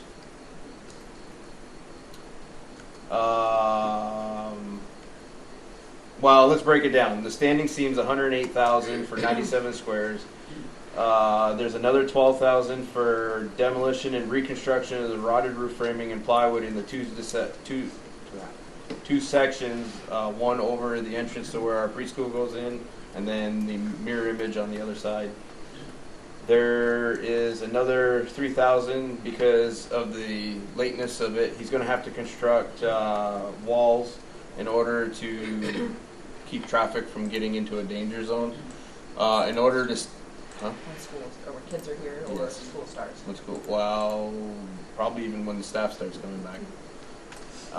So as soon as we are open for business, we're going to have all those exits open. So in order to keep them open, he's going to use our covered walkways, build walls, create a work area for himself, so he can keep people out. So there's an additional $3,000 cost for that. And then if we do TPO, there's another $3,500 cost for material lift.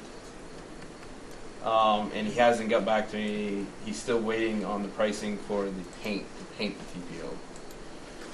That's okay. Now, if we go with 97 squares of repairs with just TPO, let's see, it's $82,000 with the $12,000 repair, and then still the $3,000 for the walls. And we would need the $3,500 for the lift. There's another option where we do a TPO combined with metal, and on this one's a little more, but on the top of the gym roof, there's a large section because of the way the valleys work out. He would be pulling up so much of the metal, there's not a whole lot of roof left, so he suggested that we just replace the whole roof on that one side where the valleys are. So that one was $89,500, and that's 138 square. That's why there's more square with that one. Still with the $12,000 demolition, reconstruction, $3,000 for the walls, and $3,500 for the $89,500.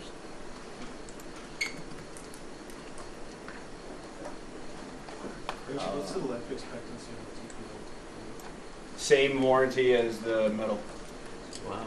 It has the same 20, any of your high performance roofing materials, 20 years is the max you can get.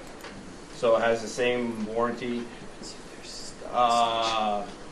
It's actually easier to clean snow off of than metal. It doesn't bond to the metal it doesn't bond to the rubber as it does to the metal, so cleaning the snow off is easier. Once it's installed, it's each it's a large roll. They roll it out self-adhering on the back. They basically glues it down, and then wherever it overlaps, they heat weld it. So they go down through with a special heat gun, basically, that takes the 2 layers and melts them rubber together. So by the time they're done, we have a completely sealed 1 membrane roof.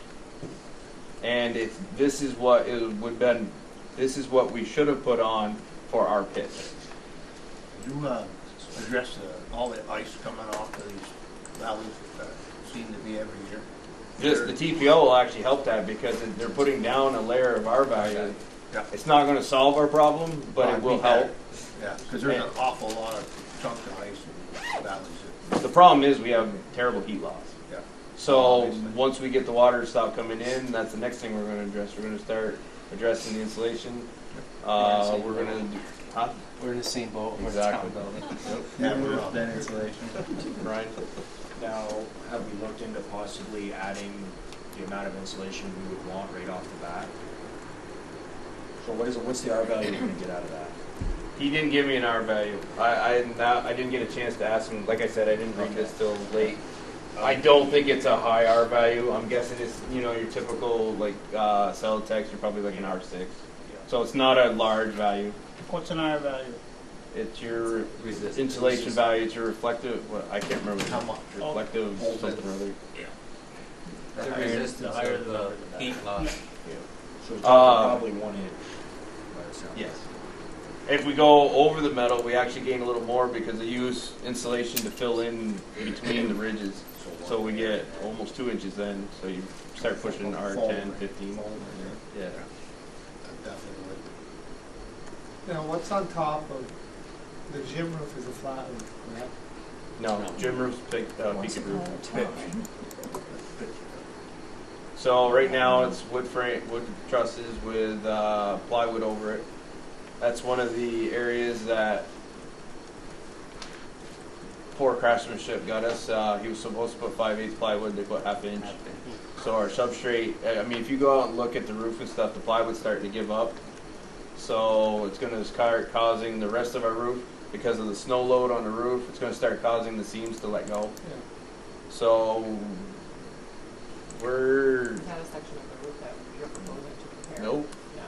Nope. So I guess that's where I find the question to be is, do you do what you have to do now to get through, and then you go to bond, or you request a capital article? It's kind of, being strategic about not wasting money if the whole roof is going to need to be repaired. And that's why I like this TPO option, because we can do sections or we can do the whole thing. But the beauty of it is, whatever we do right now is done. We don't have to do it again. If we do metal, we're going to have to tear it all up again. Even on the gym roof, because when you have to rip up the plywood and put 5/8 back If the gym side, if he does the whole thing where that, because there's one side, there's a pretty substantial size valley in it, and he's going to tear up more than half the roof right there. So if he does that side of it, he's going to replace the plywood. Now, TPO's requirements does only require 1/2 inch. We could just stay with a 1/2 inch and it will survive it because it's flexible. It can kind of ebb and flow with the plywood, whereas metal needs 5/8 because it needs rigidity. I don't feel comfortable leaving 1/2 inch up there, but I mean, if we're going to tear off all the roof and we're going to put something down that's permanent, then let's put 5/8 plywood underneath. Over the 1/2 inch. Then you start getting, I don't know, I don't like stacking wood either because it creates possibilities for mold and moisture. And get rid of it. Yeah. So just so the board is aware, you have, prior to the 59,000 that was earmarked for the roof repair that we thought was going to happen, that the board approved, you had $113,000 in your capital reserve. Almost $30,000 of deposit has already gone to this company to get the project started initially. So that left us with $83,239 remaining in a capital reserve that the taxpayers have set aside for these kinds of projects. Just as an awareness. We have the funds to make that the appropriate decision. We're a little Some of short. them, yeah. We're a little short.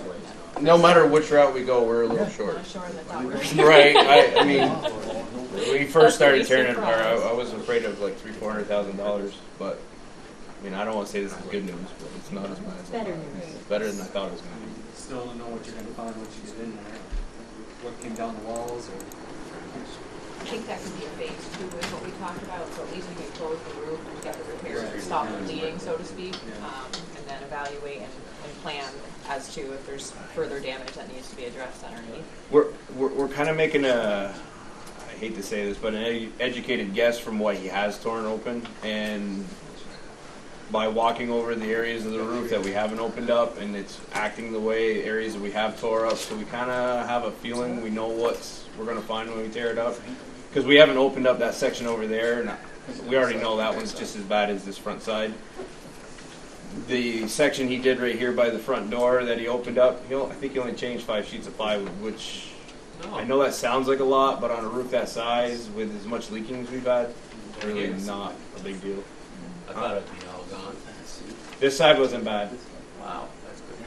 It wasn't done right, so there's a lot of leaking, but as odd as it sounds, it was fortunate. A lot of it was leaked outside, so it's in a non-insulated area. So I guess I don't know. I don't know what's the board's feeling or what direction they want to go with our roof. I mean, obviously we have to fix it, but And time is of the essence. and time school is starting. Yep. Abe's actually starting as soon as he's done a current job, which he was supposed to finish today. That's why he's not here. So he's probably going to start Monday. So, like I said, if you guys want to make the decision tonight on what I've given you for information, fine. Or I guess we'd have to have a motion to have Richard and I meet with Abe again on Monday and make a decision then. Does that give you enough time to review it and feel a little better? I would prefer that personally, because I've done some looking online and stuff about the TPO, and because when he first mentioned it to me, I don't do any commercial roofing, so I didn't know anything about it. Richard's got his copies of it and stuff. Let's go through it with you. Yeah, I'll send them. I just got this tonight, so I'll send it to everybody to get some over. But like I said, I've done a little looking online. The TPO system's pretty impressive, actually. I like them. I think it's a very good commercial application, which this is basically a commercial application building. Are there buildings in the general area that you could say that have this similar roofing? He has, he can provide references. He's installed it himself. So, I mean, it's not like it's his first time ever. One phone call to some commercial building and say, it's been on 5 years, we hadn't problems yet. I mean, I think that, just speaks volumes. Yep. I'm fine with letting buildings and grounds for you to decide. I don't know much about that anyway.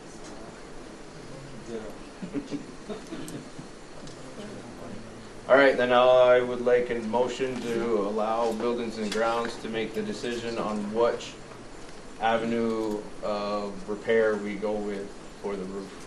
I'll make that motion. From 8, what's that? Do you want to do not to exceed at the highest amount that you can see or something? Sure. Do you want, which would be? Can we specify the Abe's quote? That it's a quote we received from a specific person. Right. I just don't want to go up there.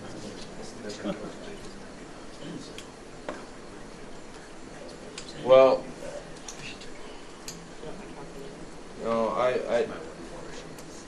if we go with the most expensive option, it's $23,000. That's, I mean, $123,000. Yeah. It's been a long day. Now. Yeah. Sold the bargain. It's been a long day.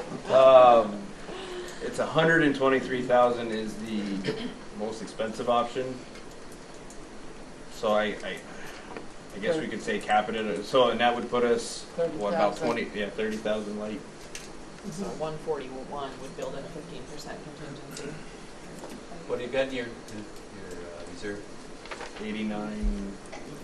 After the I'm gonna include the deposit. So before the deposit, we had 113. The deposit's gonna go towards this project, obviously. Right. So the total, kind of available is 113. Anything else at this point will come from a general fund. Connie? This is a big chunk of change. And if I were on the Buildings and Grounds Committee and the final decision was left to me and another person and not the whole board, I wouldn't want to make that. I think this requires a whole board decision. It's a lot of money. And not that you want guys like to have another meeting, but I don't think we can respond. The problem is, in order to warn a meeting, I mean, we you couldn't can do a meeting on have a Monday special night. meeting. We would have enough time. So it's 24 hours for a special meeting. I was gonna say, but I don't think you want to not have them start working. I'm concerned that school's gonna start and we can't bring kids back in. Right. If there's. Right. So that leaves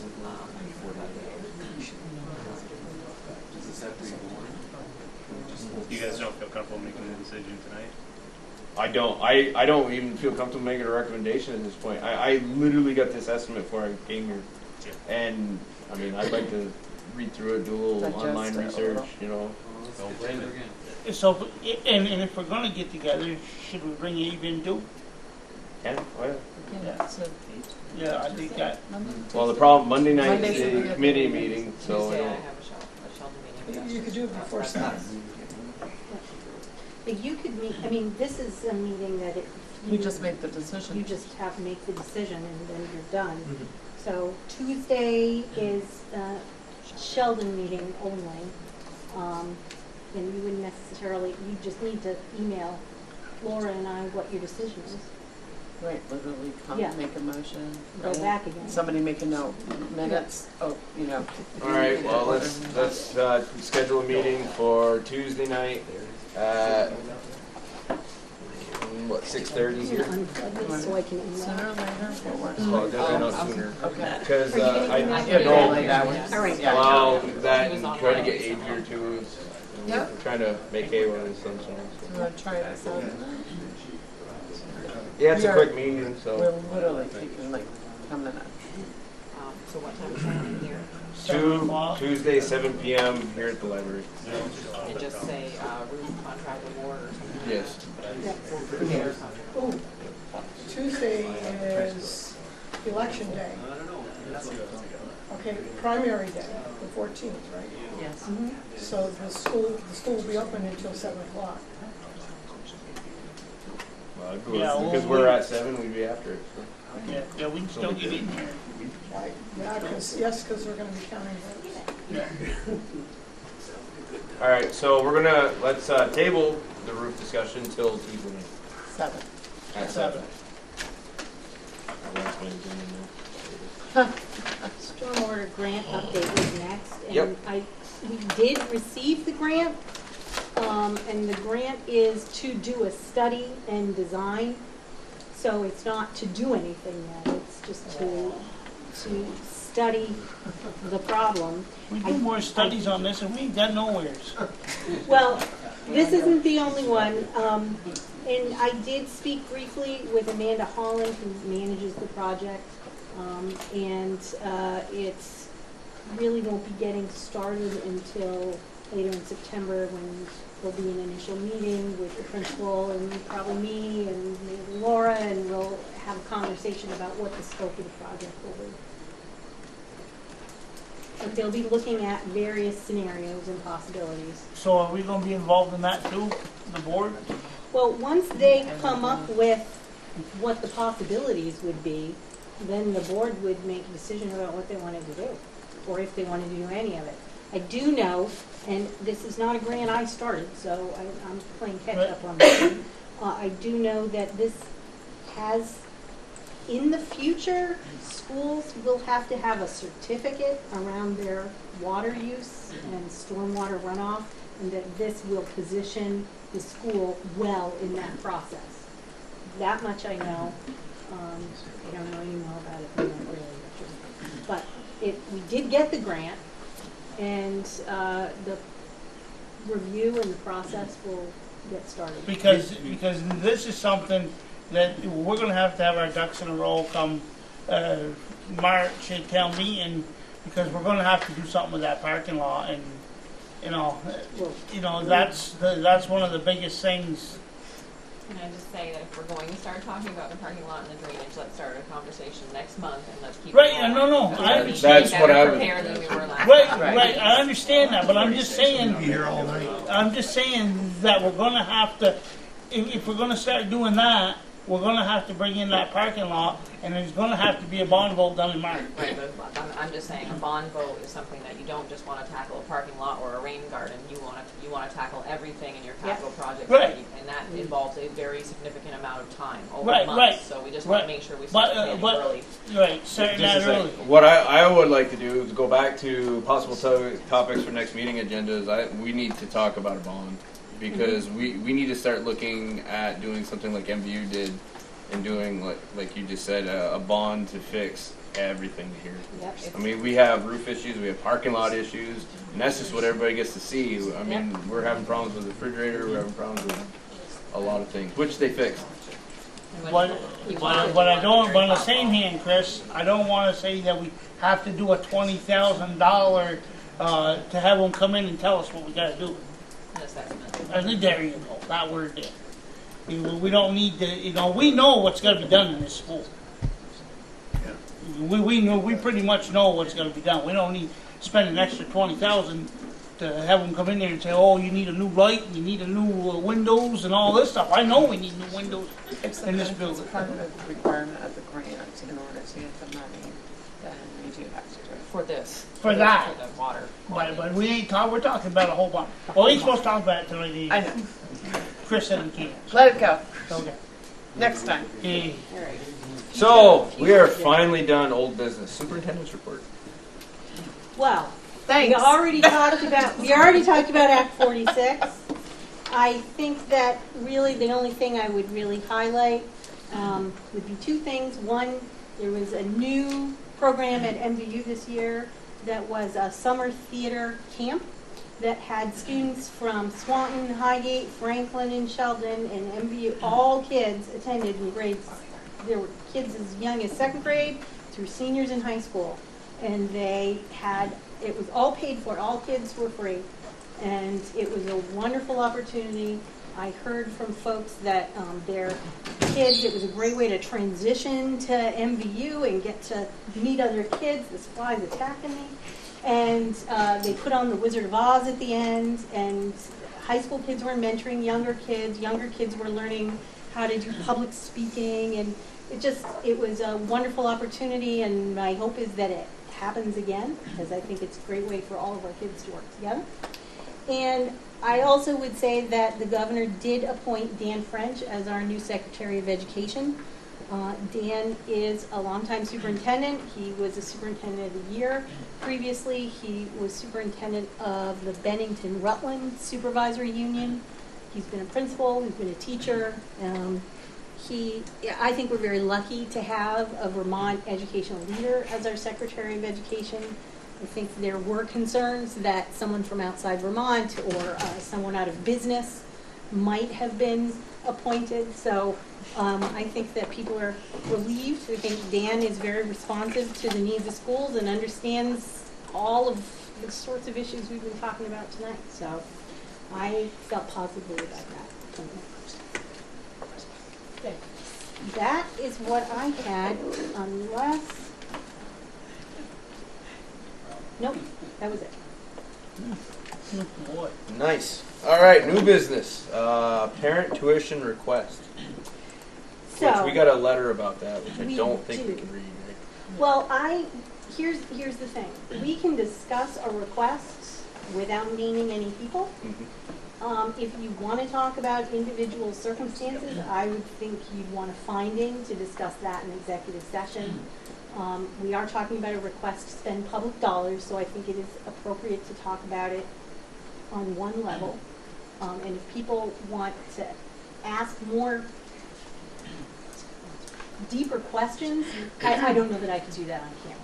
Okay. But I do think that I can present the scenario, and the board may have enough information to make a decision there, and if not, then I think you would need to provide it. Okay, we'll start with the general story. So, student who attended Swanton School for their entire career. Parents, one parent still resided in Swanton. That parent has now moved to Highgate. They made a request to this to stay, and the Wheaton Goodrich responded. We have a policy around this for a student who's not a resident to attend a school. Your board policy is that that family would pay tuition as a non-resident pupil. And so that was the decision. They were notified. They initially agreed to that. And then family circumstances change, as all family circumstances do. And they found themselves unable to do that and called the Agency of Ed to see what are other options. And they did rightly tell that a board, you have the right as a parent to appeal that decision. So the parent appealed first to Swanton to see if that they would waive the tuition. That meeting was last night, and they chose to follow the policy and to not waive. So, and the parent knew. She had 3 letters lined up, one for Swanton, one for Highgate, and one for another community. So the request to Highgate specifically is that the Highgate board pay the tuition to another school. That's the request. Now. Yeah, I think we're going to need executive session on this one. I think so. I have some questions. And I think that as you're talking about, I think one is important, we had that part of the conversation in public, obviously, because we're talking about public money. But if you are talking about the pros and cons or the negotiating, we would definitely put one or more parties at a substantial disadvantage. And I think that that is something that could fall under executive session, and any decision the board made, obviously, we made an open session. Well, we are down to announcing what future meetings, and then we have an update on summer services gap for, which was Ty's concern last month. Yes, so after last meeting, I talked with the special ed director, and she already was aware of that gap and had been surprised by it as well.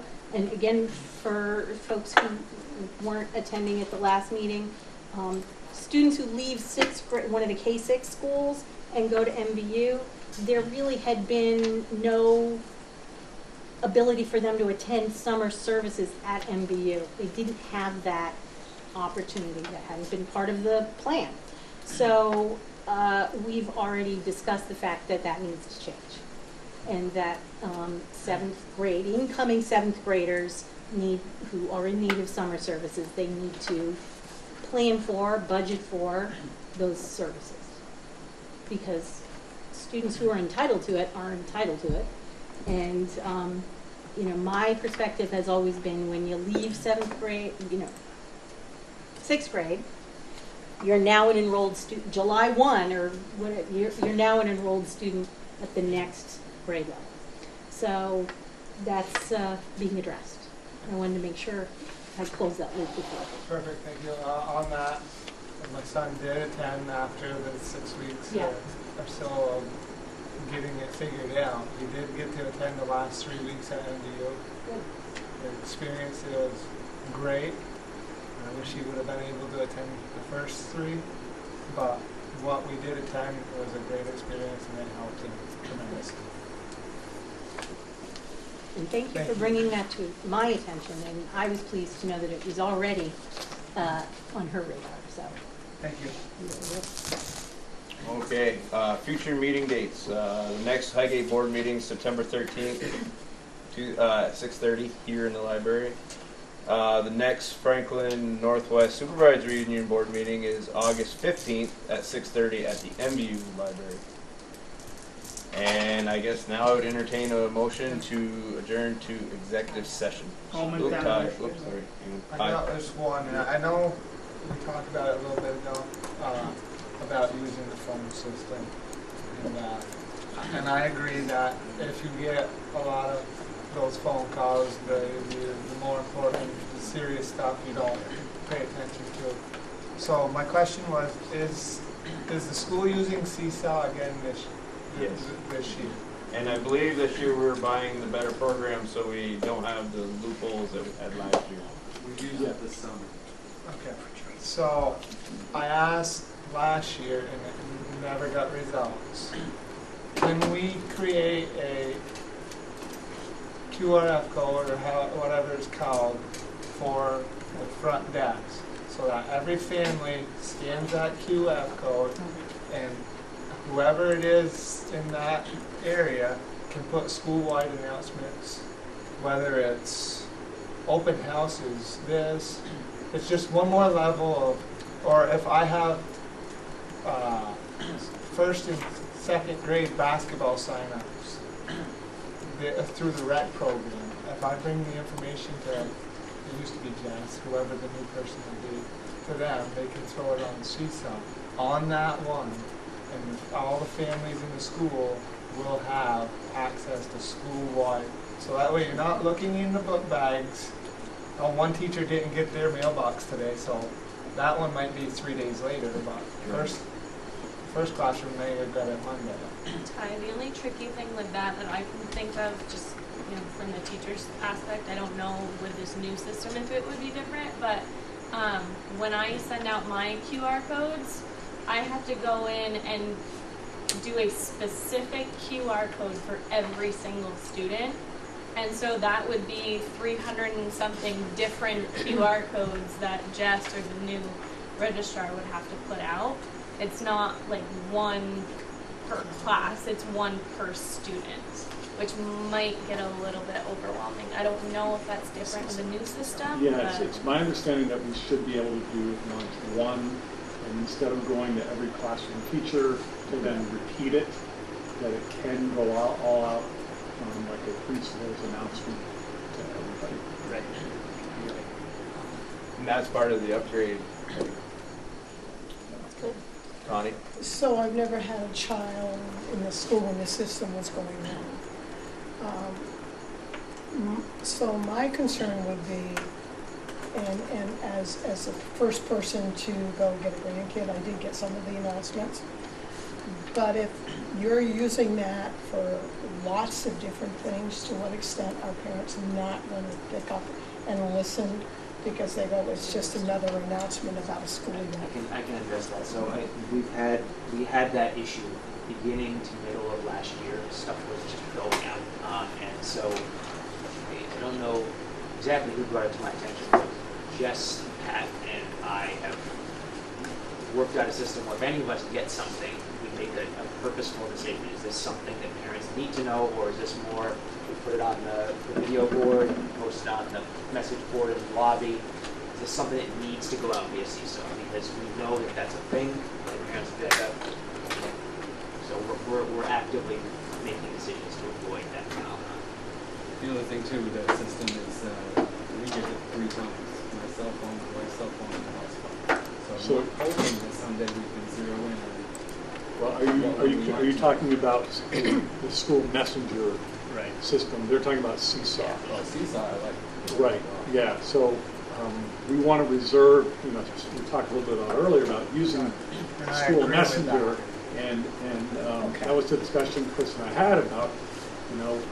We want to reserve the use of school messenger for when it's really something important, because other people get it too many times, they get it 3 different ways, and if we do it too often, then they're not going to pay attention to something that potentially could be a really, an emergency. Seesaw we're hoping to use for everything up to kind of an emergency sort of thing. We want it to be the primary home school-to-home communications, but I'll give an example like last year when we had a fire drill because of the roof leaking, and the alarm went off at 2:30, 2:20. And you were hanging out over in our room and had no idea what was happening. All the kids in the brick building were outside, lined up in the pouring rain for a fire drill that really never should have happened, and they were boarding buses soaked. And so what do? That, I'd like to think that Seesaw would be the way to do that. Hey, quick message from the classroom teacher, the kids coming home wet, we got an inadvertent fire drill. I would rather not use school messenger for something like that.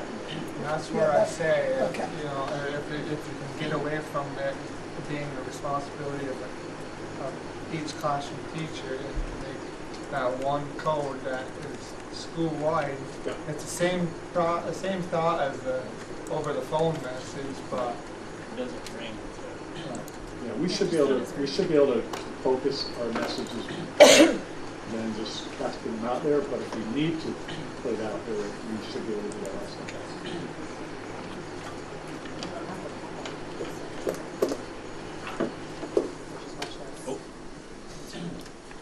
Yeah. So back to, I guess what was I was needed a motion for I'll give you executive that session. motion to go to executive session. Second. Favor. All those in favor, say signify by saying aye. Aye. We'd like to.